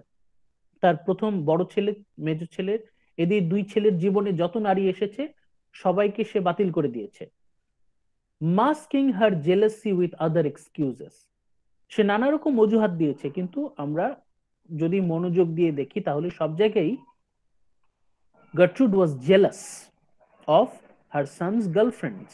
গার্লফ্রেন্ডের প্রতি তার যে জেলাসি, সেটা কিন্তু একটা সময় প্রকাশ পেয়ে যায়। গার্ট্রুড a natural intellectual, তার সে যথেষ্ট বুদ্ধিমতী। she feels society has limited her opportunities as a woman. এটা গার্ট্রুডের বিশ্বাস যে সমাজটা এমন ভাবে তৈরি করা হয়েছে যে নারীরা কখনোই স্বাধীনভাবে নিজের মতো করে বাঁচতে পারবে না, সব জায়গায় সীমাবদ্ধতা, সব জায়গায় লিমিটেড। মিরিয়াম লিভার, এই মিরিয়াম লিভার পলের প্রথম গার্লফ্রেন্ড। মিরিয়াম লিভারের সাথে গার্ট্রুড মডেলের অনেক কিন্তু মিল আমরা পাই, দুজনেই intellectual. Miriam Leivers is virginal, a religious girl, এ খুবই ধার্মিক, খুবই স্পিরিচুয়াল, হাই মাইন্ডেড গার্ল। ওদের নেইবার, প্রতিবেশী, পলের প্রথম প্রেম, first girlfriend. However their relationship takes ages to move beyond platonic into romantic. বহু বছর পর তাদের সম্পর্কটা কিন্তু স্পিরিচুয়াল থেকে ফিজিক্যাল পর্যায়ে যায়, মানে বহু বছর পর্যন্ত তাদের শুধু স্পিরিচুয়াল রিলেশনশিপ ছিল। কেন ছিল? কারণ Gertrude always in Paul's mind. এটা আমরা পরবর্তীতে আরো ডিপে জানতে পারবো।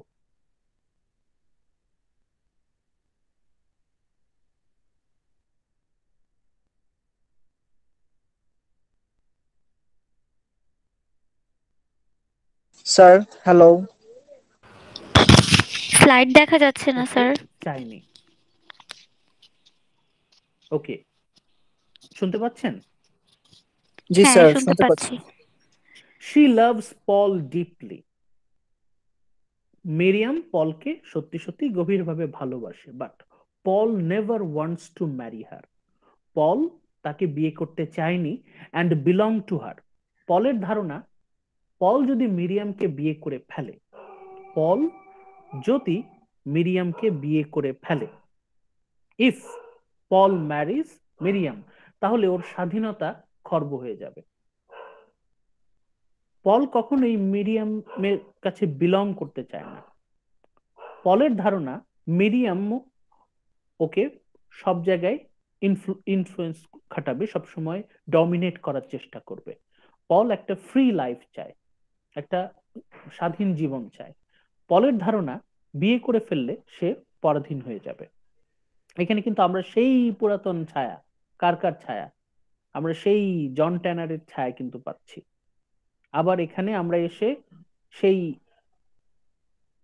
স্টিফেন ডেডালাস, তার ছায়া কিন্তু পাচ্ছি। সম্পর্কে জড়িয়ে গেলে বিশেষ করে ম্যারেজ এমন একটা রিলেশনশিপ, এখানে কিন্তু স্বাধীনতা অনেক ক্ষেত্রেই কম্প্রোমাইজ করতে হয়। পল একজন শিল্পী, পেইন্টার, অনেক বেশি সেন্সিটিভ, এবং সে কিন্তু স্বাধীন থাকতে চায়।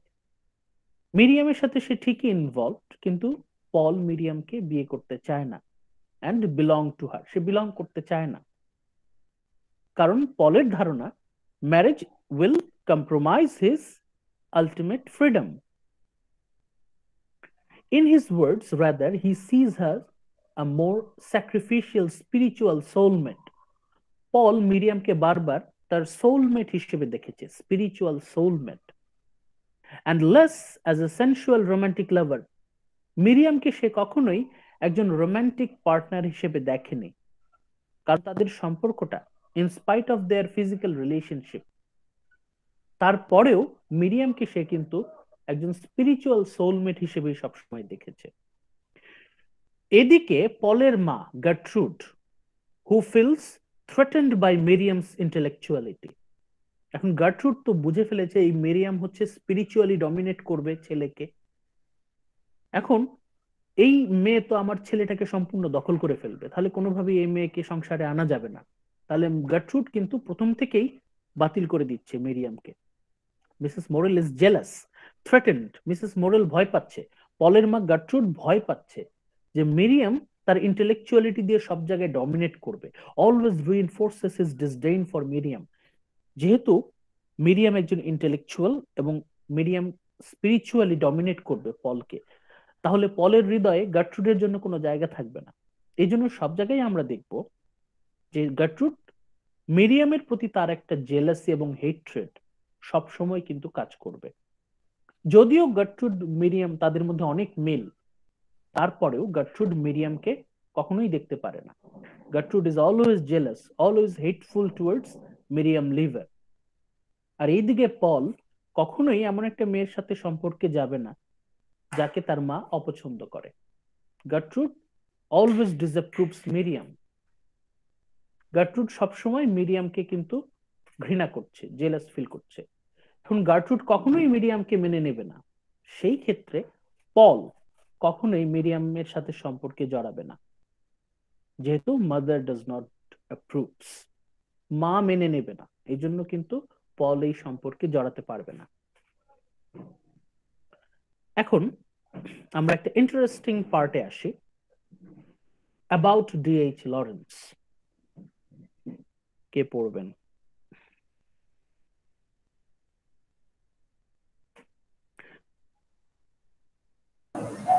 Sir, হ্যাঁ পড়েন রিয়ান, পড়েন। about James Lawrence, Sons and Lovers is a highly autobiographical. Like Paul Morrell, Lawrence was the younger son of a mining family. He and his mother, Lydia, were very close, and his father was violent. Lydia married beneath her, and the marriage was unhappy. At 16, Lawrence met a girl called Jessie Chambers, who was the model for Miriam. Like Paul, Lawrence worked in a surgical goods factory. He then trained to be a school teacher. Like Paul, Lawrence left home at 23. His first novel, The White Peacock, was published in 1911. His mother died of cancer in 1910. With her death, the parallels end. এই স্লাইডে বলার চেষ্টা করছে যে এতক্ষণ আমরা যে নভেলের যে কাহিনীটা বোঝার চেষ্টা করছি, এটা আসলে সত্যি ঘটনা। It is based on true events. Sons and lovers এই উপন্যাসটা হাইলি অটোবায়োগ্রাফিক্যাল, মানে ডিএইচ লরেন্স তার জীবনের উপর ভিত্তি করেই, আর কেউ না, আমাদের novelist DH Lawrence. Paul Morel is DH Lawrence, এবং গার্ট্রুড হচ্ছে সত্যিকার অর্থেই বেসড অন লরেন্সের মা লিডিয়া লরেন্স। লিডিয়া লরেন্সের উপর বেস করেই গার্ট্রুড মোরেল ক্যারেক্টারটা গড়া হয়েছে। তাহলে এই উপন্যাসটা হাইলি অটোবায়োগ্রাফিক্যাল, এখানে তার সত্যিকারের অনেক ঘটনা আমরা খুঁজে পাবো। পলকে আমরা যদি জানতে পারি, আমরা লরেন্সকেও জানতে পারবো।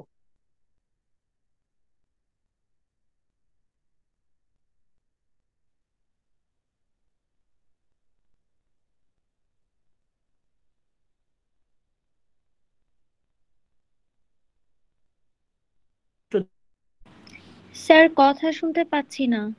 সাথে সম্পর্কটা খুব, আবার বলছি,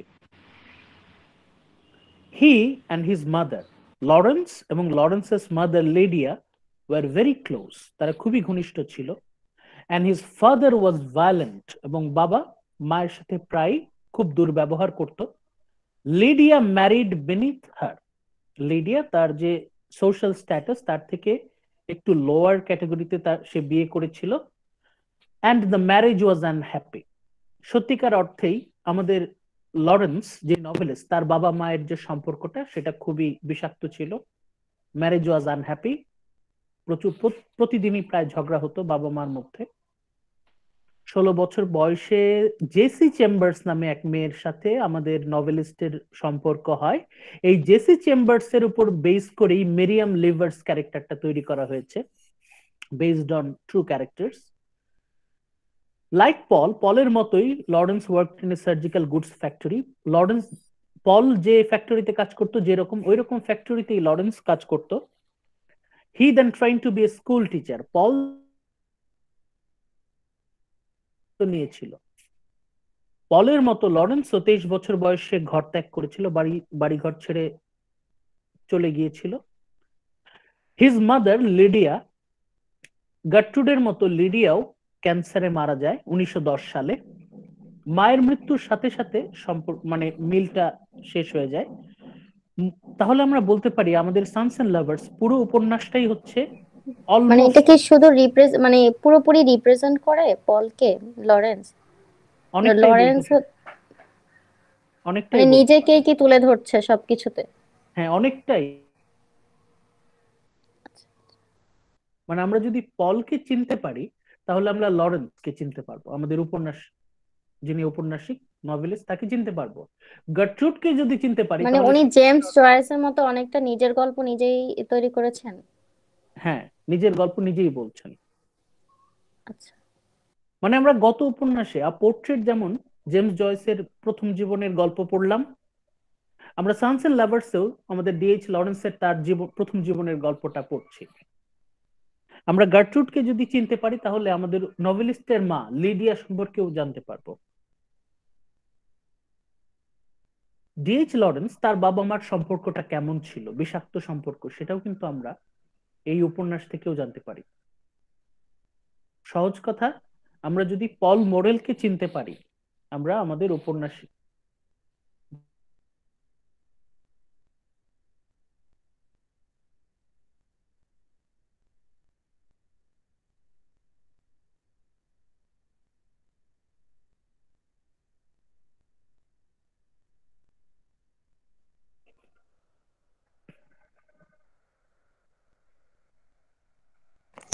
স্যার আপনার কথা শুনতে পাচ্ছি না, কথা আসতেছে না। এই সময়টা আমি একটা জিনিস খেয়াল করলাম, এই 11:30 থেকে 2:30 এই টাইমটা হচ্ছে শুধুমাত্র প্রবলেমটা হচ্ছে, অন্য সময় আমার সমস্যা হয় না। এই সময় দেখা যায় যে প্রচুর, এই জায়গায় বারবার কানেকশন চলে যাচ্ছে, কিন্তু এটা হওয়ার কথা না। অন্য কোনো ইয়েতে প্রবলেম হয় না, শুধু এটাতে প্রবলেম হচ্ছে আর কি। আচ্ছা, আজকের ক্লাস আমাদের আর খুব বেশি বাকি নাই, আমরা জাস্ট ইন্ট্রোডাক্টরি কিছু আইডিয়া নিলাম। ডিএইচ লরেন্স সম্পর্কে কিছু তথ্য আমাদের জানা জরুরি। ডিএইচ লরেন্স ওয়াজ এ রেবেল, উনি একজন রেবেল ছিলেন। মন মানসিকতার দিক থেকে উনি প্রচলিত চিন্তাধারাকে সবসময় বৃদ্ধাঙ্গুলি দেখাতেন, বিদ্রোহী ছিলেন। He felt that society made people lifeless and unreal. DH লরেন্সের একটা বিশ্বাস ছিল যে সমাজ মানুষকে লাইফলেস এন্ড আনরিয়েল পরিণত করছে। And class system is pernicious. এই যে শ্রেণী বৈষম্য, upper class, middle class, lower class, এটা খুবই খারাপ, এটা মানুষের জন্য। সমাজ মানুষের যতটা না ভালো করে তার থেকে বেশি ক্ষতি করে। সোসাইটি অ্যাকচুয়ালি হার্মস মোর। মানুষ সমাজ কেন সৃষ্টি করে? ভালোভাবে থাকার জন্য, শান্তিতে থাকার জন্য। কিন্তু সমাজটা এমন এক ইনস্টিটিউশনে পরিণত হয়েছে যে এটা মানুষের ভালো করার থেকে ক্ষতিই বরং বেশি করছে। Society is turning out to be real harmful, খুবই ক্ষতিকর মানবতার জন্য। সমাজ মানুষকে কি করে ফেলছে? লাইফলেস, নির্জীব, আনরিয়াল, অবাস্তব করে তুলছে। সমাজ মানুষের ক্ষতি করছে। এই কথাটা উনি ওনার সমস্ত উপন্যাসে বোঝাতে চেয়েছেন যে আমরা যে সমাজটাকে তৈরি করছি এখন, সমাজ বলতে আমরা যা বুঝি সেটা মানুষের ভালো করার চাইতে ক্ষতি বরং বেশি করছে।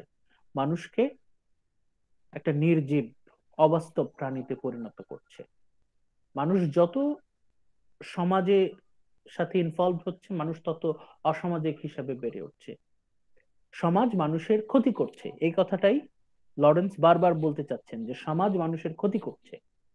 সমাজ বলতে আমরা যে ইনস্টিটিউশনকে বুঝি সেটা একটা জেলখানা, এবং তা মানুষের ক্ষতি বরং বেশি করছে। Lawrence believed in life force.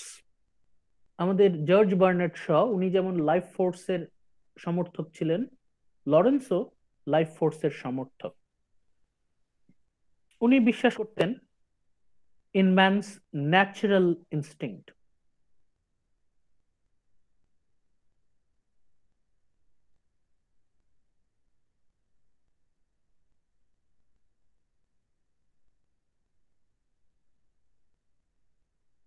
believed that sexual feelings between man and woman, এই যে নারী পুরুষের মধ্যে যে sexual attraction, it is natural, এটা প্রাকৃতিক। এটাকে এরকম ডগমা দিয়ে নিষিদ্ধ ঘোষণা করার চাইতে ইট শুড বি সেলিব্রেটেড। নারী পুরুষের এই সম্পর্কটাকে এটা এত খারাপ চোখে দেখা হয়, সেই জন্যই কিন্তু সমাজে এত সমস্যা। নারী পুরুষের সম্পর্কটা, এটাকে সেলিব্রেট করা উচিত। এবং দ্য সেক্সুয়ালিটি, এই ডিএইচ লরেন্স, উনি হচ্ছেন one of the first novelist. He was the first seriously and frankly. এই যে যৌনতার বিষয়টা, এটা একটা সময় বহু বছর পর্যন্ত এটা ট্যাবু, এটা ট্যাবু হিসেবে সবসময় গ্রাহ্য, এই বিষয়ে কেউ কথা বলার সাহস পেত না। এই ডিএইচ লরেন্স, উনি প্রথম এই সেক্সুয়ালিটি নিয়ে ওপেনলি কথা বলছেন, সিরিয়াসলি অ্যান্ড ফ্র্যাঙ্কলি। এই জন্য several of his novels are refused publication and declared obscene. এই যে তার স্টাডি অ্যাবাউট সেক্সুয়ালিটি, এটা নিয়েই ওনাকে কিন্তু বিভিন্ন দেশে নিষিদ্ধ ঘোষণা করা হয়েছে। ওনাকে অশ্লীল সাহিত্যিক বলা হয়, কারণ উনি এই সেক্সুয়ালিটি বিষয়টা ওপেনলি সবসময় ট্রিট করে গেছেন। তার একটা উপন্যাস লেডি শ্যাটেলেস লাভার, এটা 1928 সালে উনি লেখা শেষ করেন, কিন্তু এটা এই অবসেনিটি, এই সেন্সরশিপের জটিলতায় পাবলিশড হতে হতে 1960 সালে এসে পাবলিশ হয়। মানে ইট টুক 32 ইয়ার্স, 32 বছর লেগেছে এই উপন্যাসটাকে পাবলিশ করতে। লরেন্স ওনার লেখাটা এত বেশি মানে অ্যাটাক করেছে যে এটা সেন্সরড হয়ে গিয়েছিল। এখনো বহু দেশে তার উপন্যাস নিষিদ্ধ। Lawrence's writing was also revolutionary. আরেকটা দিক থেকে তার উপন্যাস বৈপ্লবিক। It stress the importance of feelings. উনি আবেগের উপর গুরুত্ব দিয়েছেন। ওনার উপন্যাসে মানুষের যে আবেগ, হিউম্যান ফিলিংস, হিউম্যান ইমোশন নিয়ে উনি স্টাডি করার চেষ্টা করেছেন। The plot was important for the light that you throw on inner events of a character. একটা চরিত্রের মনের ভেতরে তার আবেগে কি কি পরিবর্তন ঘটতে থাকে, এই বিষয়গুলো উনি ওনার উপন্যাসে দেখাতে চেয়েছেন। লরেন্স তার উপন্যাসের মাধ্যমে দেখাতে চেয়েছেন যে মানুষের আবেগ অনুভূতি, মানুষের যে অন্দরমহল, তার হৃদয়ের ভেতরটা কিভাবে কাজ করে, কিভাবে তার ভেতরটা কাজ করে থাকে। লরেন্সের নভেল হচ্ছে highly poetic. Lawrence a kind of mystic. লরেন্সকে অনেক সময় অনেকে মিস্টিক নভেলিস্ট বলে থাকে। He worshipped life itself. এই যে লাইফ ফোর্স, জীবনী শক্তি, জর্জ বার্নার্ড শর ম্যান অ্যান্ড সুপারম্যান পড়ার সময় আমরা যেমন লাইফ ফোর্স নিয়ে স্টাডি করেছি, সেই লাইফ ফোর্সেও লরেন্স বিশ্বাস করতেন। এবং এই যে লাইফ ফোর্স, এটাকে উপর ভিত্তি করেই তার এই উপন্যাসগুলো উনি গড়িয়ে তুলেছেন।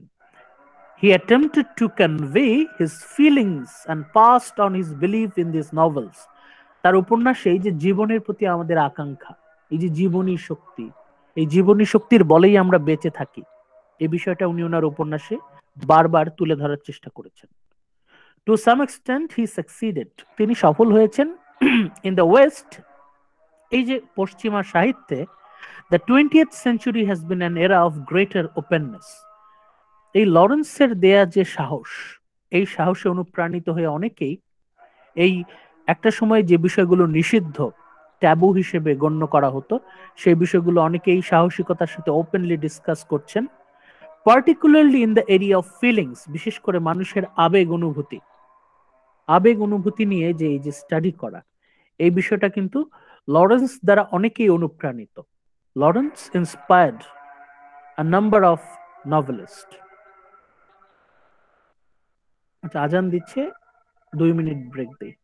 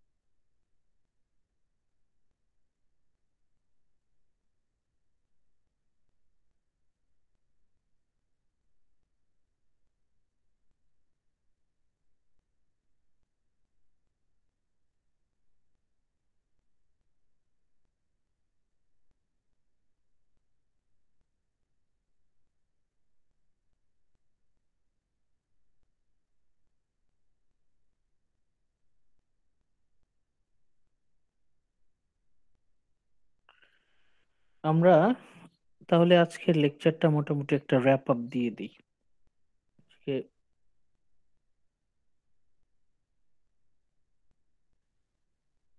প্রথম থেকেই আমরা যদি আসি, এই এই আজকে আমরা, আমাদের উদ্দেশ্য ছিল একটা ইন্ট্রোডাক্টরি ডিসকাশন করা। প্রথমে আমরা সামারিটা বোঝার চেষ্টা করেছি যে মূল কাহিনীটা কি, কি ঘটছে এখানে। এখানে আমরা দেখতে পাচ্ছি যে মা ছেলের সম্পর্ক। আমরা যদি বুঝতে চাই একদম খুব সিম্পলি, যে সানস এন্ড লাভার্স এই উপন্যাসের মূল কথাটা কি, মা ছেলের সম্পর্ক। মা ছেলের সম্পর্ক ঘনিষ্ঠ হবে, এটাই তো প্রাকৃতিক, স্বাভাবিক। কিন্তু মা ছেলের সম্পর্ক যখন অনেক বেশি ঘনিষ্ঠ হয়ে যায়, মা যখন ছেলের জীবনে অনেক বেশি ডমিনেট করার চেষ্টা করে, তখন ছেলের কি কি ক্ষতি হয়ে যায়, সেই বিষয়টা আমরা এখানে দেখতে পাচ্ছি। বড় ছেলে উইলিয়াম, সে তো মৃত্যুবরণ করে, সে আর নিতে পারে না এই প্রেশারটা। তার যে মেন্টাল প্রেশার, সেটা একসময় ট্রান্সফার হয়ে যায় যে ইলনেস, তার যে অসুস্থতা, এগুলো কিন্তু তার এই মানসিক সংকটেরই একটা বহিঃপ্রকাশ। উইলিয়াম, তার বড় ছেলে, সে কিন্তু এটা নিতে পারেনি, এই ক্রাইসিসটা নিতে পারেনি। পল, তার লাইফের সবগুলো রিলেশনশিপে সে ব্যর্থ হয়। ইভেন সে কোনো, কারণ সব জায়গায় তার মা ডমিনেট করে। আমরা ধীরে ধীরে পরবর্তী লেকচারগুলোতে আরো বুঝতে পারবো যে কিভাবে মা তার অতিরিক্ত স্নেহ, অতিরিক্ত ভালোবাসা দিয়ে মাঝে মাঝে কখনো কখনো সন্তানের ক্ষতি করে দেয়। There should be a balance. মা ছেলের যে ভালোবাসা, এর কিন্তু একটা ব্যালেন্স থাকতে হয়। মা যখনই অবসেসড হয়ে যায়, যেটা আমরা বলেছি যে অবসেশন, এই যে এখানে হয়ে যায় তার ছেলেদের প্রতি, উইলিয়াম পলের প্রতি যখন সে অবসেসড হয়ে যায়, তখনই কিন্তু সে ডমিনেট করার চেষ্টা করে এবং তার যে লিমিটটা সে ক্রস করে দেয়। পল, তার দ্বিতীয় ছেলে পল, সে কিন্তু কোনো সম্পর্কেই জড়াতে পারে না।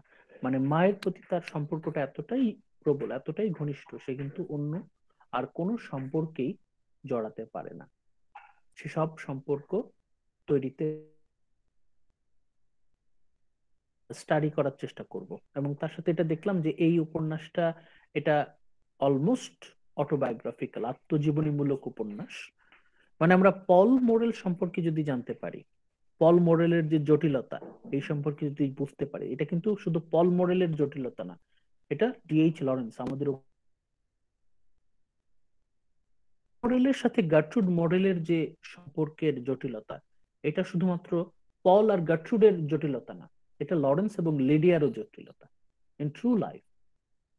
এবং আমরা ধীরে ধীরে ধীরে ধীরে বুঝতে পারবো যে একটা সমাজ কিভাবে পরিবারকে ডমিনেট করে, পরিবার কিভাবে হিউম্যান রিলেশনশিপকে ডমিনেট করে, এবং কিভাবে মা ছেলের সম্পর্কে একটা ব্যালেন্স থাকাটা খুব জরুরি। এই বিষয়টা আমরা পরবর্তীতে আমাদের লেকচারগুলোর মাধ্যমে বোঝার চেষ্টা করব। আমাদের খুবই সাবধান হতে হবে আমাদের দৈনন্দিন জীবনে, আমরা যেন কোনো কিছুতে অবসেসড না হয়ে যাই। সেই বিষয়টা বারবার বারবার আসছে একদম শুরু থেকে। আমাদের প্রথম নাটক ম্যান অ্যান্ড সুপারম্যান, তারপরে লর্ড জিম, তারপরে আমরা লাস্টে শেষ করলাম পোর্ট্রেট। সবসময় আমরা একই একই একটা সিদ্ধান্তে আসছি যে obsession will always harm us. Obsession মানে আমাদের ক্ষতি হবে। এখানেও আমরা দেখতে পাচ্ছি যে অবসেশন, মা ছেলের সম্পর্কটা যখন অবসেশনের পর্যায়ে চলে যায়, তখনই কিন্তু জটিলতার তৈরি হয়, জটিলতার সৃষ্টি হয়। এই ছিল আমাদের আজকের ইন্ট্রোডাক্টরি ডিসকাশন।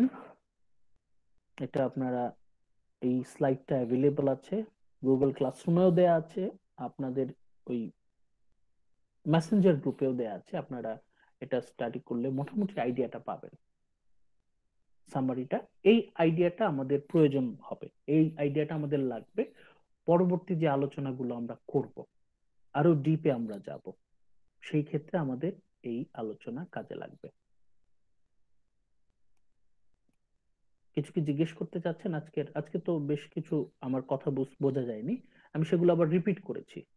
যখনই দেখবেন আমার কোনো কথা, যখন রেকর্ড দেখবেন, যদি আমার কোনো কথা বুঝতে অসুবিধা হয়, আমি ওটা আবার রিপিট করেছি।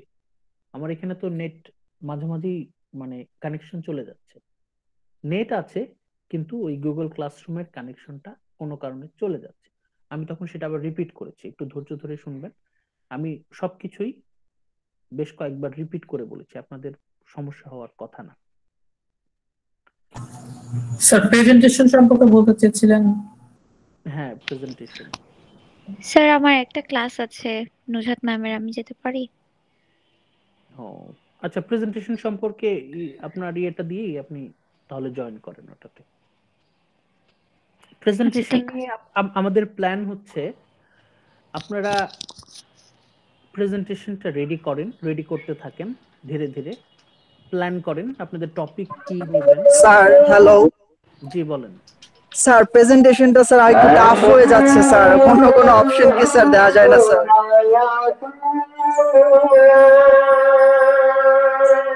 আচ্ছা, একটু সাইলেন্ট করেন আসি। হ্যাঁ, ওটা তো একটা প্রপোজড ছিল, ওটা তো আমি প্রপোজড করলাম। এখন আপনি তো আপনার ওটা ছিল একটা স্যাম্পল প্রপোজড, আপনি এখন আপনার টপিক নিয়ে আসেন, ওইটাই আপনাকে দিতে হবে এমন কোনো কথা নাই তো। ইট ইজ নট ম্যান্ডেটরি। স্যার আমি কি সিলেবাসের যে কোনো একটা টপিক সিলেক্ট করতে পারি, করে আমার মতো প্রেজেন্ট করতে পারি? আপনি এই হোল সিলেবাসটা নেন, আমাদের এই সিলেবাসে আপনি এমন একটা টপিক চুজ করবেন যে টপিকের উপরে একটা ভালো প্রেজেন্টেশন দেয়া যায়।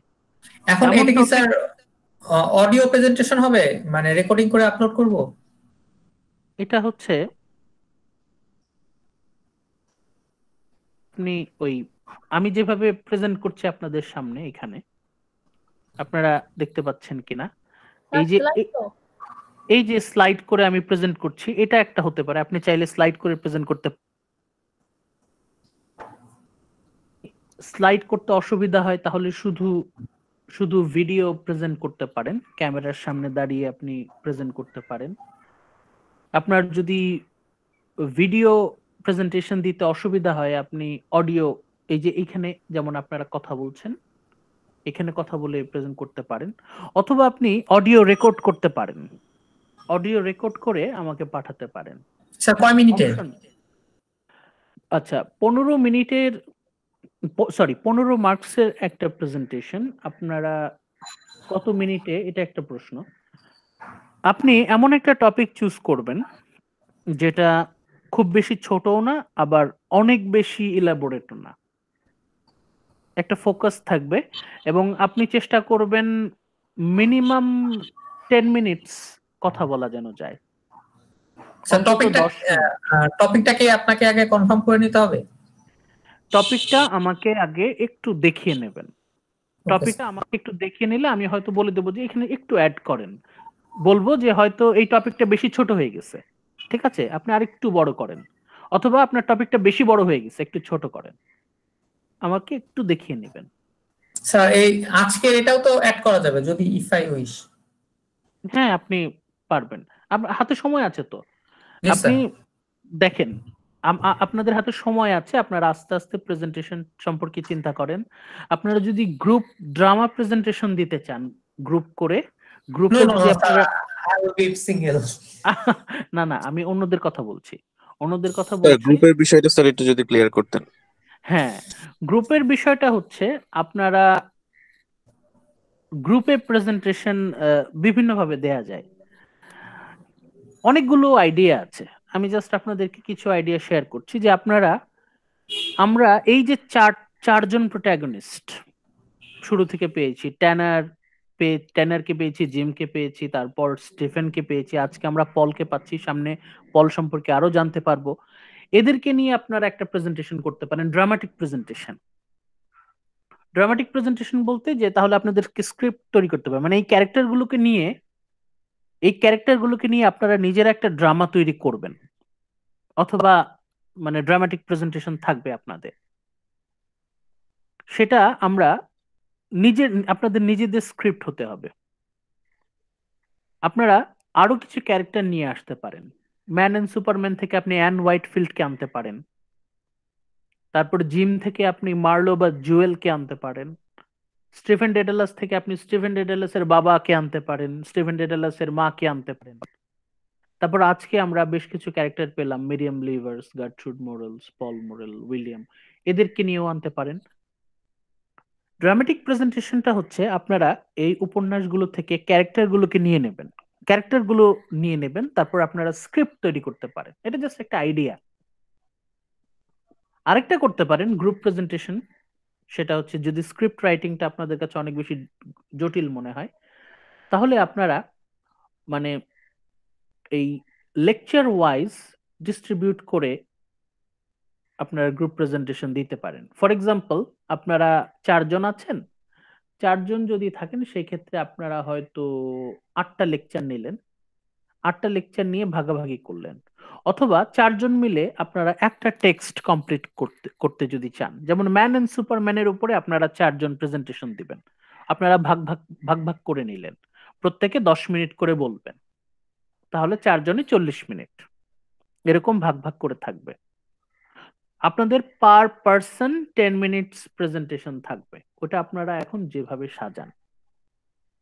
যদি গ্রুপ করেন ওই অনুযায়ী কিন্তু হবে, যেমন 2 জনের গ্রুপ হলে 20 মিনিট, 3 জনের গ্রুপ হলে 30 মিনিটস, 4 জনের হলে 40 মিনিটস, এইভাবে কিন্তু টাইমটা ওই 10 দিয়ে মাল্টিপ্লাই করবেন। একা যদি করেন 10 মিনিট। আর টপিকটা আমাকে একটু দেখিয়ে নেবেন, আমি ওটা দেখবো যে এটা আসলে ওই 15 মার্কসের জন্য হচ্ছে কিনা, 15 মার্কসের জন্য অ্যাপ্লিকেবল কিনা। স্যার গ্রুপ কি 2 জন করলেও হবে না স্যার, না 4 জনই লাগবে? 2 জন যদি করেন তাহলে 20 মিনিট, আচ্ছা ঠিক আছে। 3 জন যদি করেন 30 মিনিটস, ওই অনুযায়ী হবে। আপনি যেটা বললাম যে আপনি একটা ক্যারেক্টার নিয়ে, যে কোনো একটা ক্যারেক্টার বা 2টা বা 3টা ক্যারেক্টার, আপনার 4 জন 4টা ক্যারেক্টার, 3 জন 3টা ক্যারেক্টার নিয়ে করলেন, একটা স্ক্রিপ্ট তৈরি করলেন, অথবা আপনি যে কোনো একটা text, man and superman, lord Jim, a portrait, এর উপর বেস করে আপনারা 4 জন 4টা, এবং আপনাদেরটা হচ্ছে ইউনাইটেড থাকবে, হতে পারে বিভিন্নভাবে ইউনাইটেড থাকতে পারে। আপনারা 4 জন 4টা প্রোটাগনিস্টের উপর প্রেজেন্টেশন দিতে পারেন, আপনারা 4 জন চারটা উপন্যাস, চারটা নাটক উপন্যাসের থিমের উপরে প্রেজেন্টেশন দিতে পারেন। আপনারা চারজন মিলে পোর্ট্রেটের উপরে প্রেজেন্টেশন দিতে পারেন। It's up to you. এখন আপনারা একটু হাতে সময় আছে, মাথা ঠান্ডা রেখে চিন্তা করেন। স্যার জি বলেন। আমরা কি কোনো ক্যারেক্টার নিয়ে দিতে পারি বা রাইটারদেরকে নিয়ে? ক্যারেক্টারকে নিয়ে যদি নেন তাহলে তো একজন, জি আপনারা তো স্যার, চারজন মিলে তো না একটা গ্রুপে না, টপিক নিতে ইন্ডিভিজুয়াল পারবেন না। যদি ইন্ডিভিজুয়াল দিব আর কি। ইন্ডিভিজুয়াল যদি নেন তাহলে আপনি অনেক চয়েস আছে, তো অনেক কিছু নিয়ে আপনি দিতে পারেন। আপনি একটা ক্যারেক্টারের উপরে দিতে পারেন, আপনি একটা থিমের উপরে দিতে পারেন, একটা টপিকের উপরে দিতে পারেন। একটা টপিক থাকতে হবে আর কি, যে এই যে আপনি 10 মিনিট কথা বলবেন, কোন টপিকের আন্ডারে কথা বলবেন। স্যার এটা কি রেকর্ডেড হবে না লাইভ প্রেজেন্টেশন দিব আমরা? এটা আপনি প্ল্যান করেন কিভাবে দিলে আপনার সুবিধা হয়। এইভাবে এইভাবে অডিও প্রেজেন্টেশন আপনি দিতে পারেন, এই এখন যেভাবে কথা বলছেন। আমি একটা লিংক দিয়ে দেবো, ওই লিংকে জয়েন আর করে আপনারা, হ্যাঁ বলেন। স্যার আমার ক্ষেত্রে একটু মানে রেকর্ডেড হলে সুবিধা হয়, কারণ আমার তো এখনো আপনার কোর্সের মানে পেপার সাবমিট হলেও অন্যগুলো এখনো করতেছি। তো আমি যদি অডিও সাবমিট করি তাহলে আমার সুবিধা মতো আমি আমার টাইমে সাবমিট করে দিতে পারবো। অডিও জি যদি স্যার, রেকর্ড করেন, ধরেন আমরা অডিও যদি নিজেরা রেকর্ড অডিও করেন, রেকর্ড করে অডিও বা আমরা স্লাইড শো ইন্টারভিউ দুটোই দিব। পারবো, বাট মানে একটু টাইম লাগবে। হ্যাঁ সেক্ষেত্রে আপনাদেরকে কিন্তু সুবিধা কি দেখেন, আপনি যদি এখানে আসেন আমি আপনাকে বলবো যে আপনি এটা একটু করেন, এটা একটু করেন। আপনি একবারে যদি রেকর্ড করে আমাকে সাবমিট করে দেন, সেই ক্ষেত্রে ওটা কিন্তু আপনার জন্য রিস্কি থেকে যায়। এটা একটু মাথায় রাখবেন। একা একা যখন রেকর্ড করছেন তখন আপনার মাথায় থাকতে হবে যে ওই যে সবকিছু যেন ঠিক মতো হয়। আপনি ওই যে আপনার টাইম ডিউরেশনটা আপনি নিজে দেখবেন, আপনার কন্টেন্ট আপনি নিজে দেখবেন। লাইভ হলে হয় কি, আমরা অনেক সময় আপনার যদি কোনো দুর্বলতাও থাকে প্রেজেন্টেশনে, ওইটা কিন্তু আমরা পরবর্তীতে মেকআপ করে নিই। আপনাকে দু একটা প্রশ্ন করলাম, আপনার প্রশ্নের উত্তর দিয়ে দিলেন, আপনার যে উইকনেসটা ছিল ওইটা কিন্তু মেকআপ হয়ে যায়। আর আপনি যখন পুরোপুরি রেকর্ড করে সাবমিট করে দিচ্ছেন তখন কিন্তু ওই ওই সুযোগটা থাকে না। স্যার আমি চাচ্ছি আপনার সামনে একদম লাইভ ভিডিও দিব স্যার। লাস্ট টাইম আমি ভার্সিটি থেকে ওকে চলে যাচ্ছি, আমি চাই না স্যার আমি একটা ভালো প্রেজেন্টেশন মিস করি স্যার। ওকে, আমি আমি আমি আপনাদের তো একটা টাইম দিবই, একটা টাইম তো দিবই। আমি 2 ঘন্টা থাকবো, ওই 2 ঘন্টার মধ্যে আপনাদের যার যার ইচ্ছা লাইভ। তবে আপনি চিন্তা করেন, আপনাদের হাতে সময় আছে, আপনারা চিন্তা করেন কিভাবে একটু ভালোভাবে প্রেজেন্টেশনটা দেয়া যায়। 10 মিনিট, কিন্তু 10 মিনিটসের একটা উপযোগী একটা প্রেজেন্টেশন রেডি করতে হবে। আপনি চাইলে পাওয়ার পয়েন্ট স্লাইড করতে পারেন, কোনো অসুবিধা নাই। I appreciate power point slide আপনি করেন, কোনো অসুবিধা নেই। প্রেজেন্টেশনটা যেন ভালো হয়। Okay sir. হ্যাঁ, এটা এখন আপনারা প্ল্যান করেন সিঙ্গেল করবেন না গ্রুপে করবেন। গ্রুপে যদি করেন তাহলে কিন্তু ওই যে 10 দিয়ে মাল্টিপ্লাই হবে, 2 জন থাকলে 20 মিনিট, 3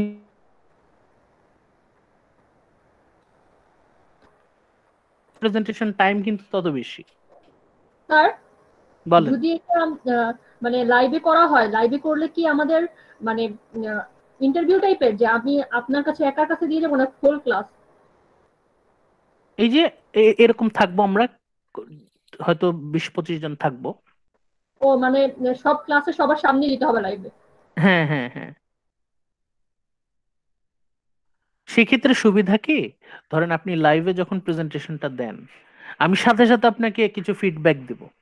আমার যদি আপনি আরেকটু ভালো করতে পারতেন, তখন আমি আপনাকে দু একটা প্রশ্ন করি।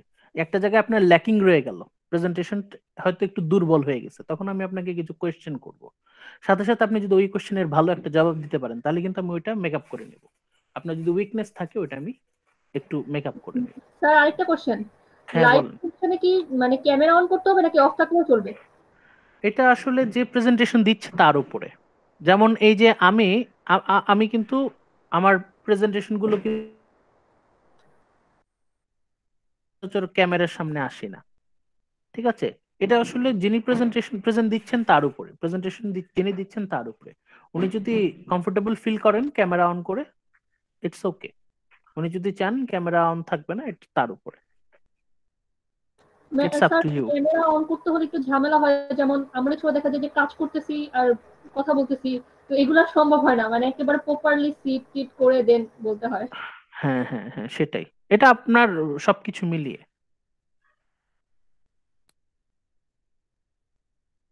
ঠিক Okay, আছে, sir. চিন্তা করেন তাহলে। স্যার আমাদের মিডের খাতা কি দেখা হয়ে গিয়েছে? সবগুলো হয়নি, পেয়ে যাবেন, এই তো এই সপ্তাহের মধ্যেই পেয়ে যাবেন ইনশাল্লাহ। আর স্যার অ্যাসাইনমেন্ট হ্যাঁ মানে সবই বুলেট পেয়ে পয়েন্ট? হ্যাঁ হ্যাঁ সবই পেয়ে যাবেন ইনশাল্লাহ। Okay sir. ঠিক আছে, আসসালামু নেক্সট। স্যার আলাইকুম। আমাদের হ্যাঁ স্যার হ্যাঁ বলুন। প্রেজেন্টেশনের ডেটটা কি স্যার 29 তারিখেই? 29 তারিখেই হচ্ছে লাস্ট ডেট। তার আগে আমি একবার বসবো আপনাদের সাথে। এই ধরেন 29 তারিখ হচ্ছে শুক্রবার, তাহলে সেই হিসাবে 27 তারিখ আমি আপনাদের সাথে এরকম একটা মিটের আয়োজন করব। 27 তারিখে আপনারা এসে যারা চান লাইভ প্রেজেন্টেশন দিতে পারেন, আর যারা হচ্ছে রেকর্ডিং আমাকে পাঠাবেন, ওটা হচ্ছে লাস্ট ডেট। তার আগে এই যে লাইভ যে প্রেজেন্টেশন সেটা হচ্ছে এরকম, আমি একটা লিংক দিব।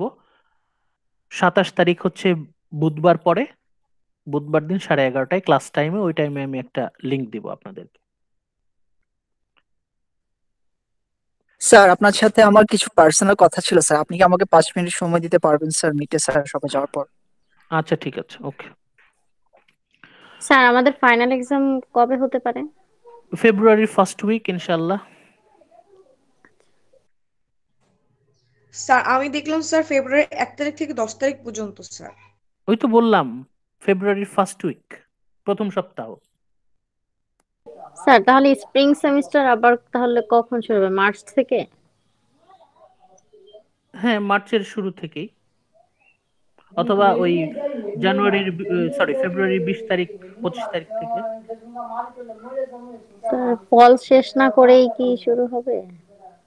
আচ্ছা দেখা যাক, এটা আমরা দেখবো পরে, সমস্যা নাই। ঠিক আছে, ওকে, ওকে স্যার। আজকে এই পর্যন্ত আসসালামু থাকি। আলাইকুম স্যার। আগামী বুধবারে দেখা হবে 11:30টায় ইনশাল্লাহ যথাসময়। Take sir care. আসসালামু আলাইকুম। জি স্যার ওকে স্যার, আসসালামু আলাইকুম স্যার। ওয়ালাইকুম আসসালাম।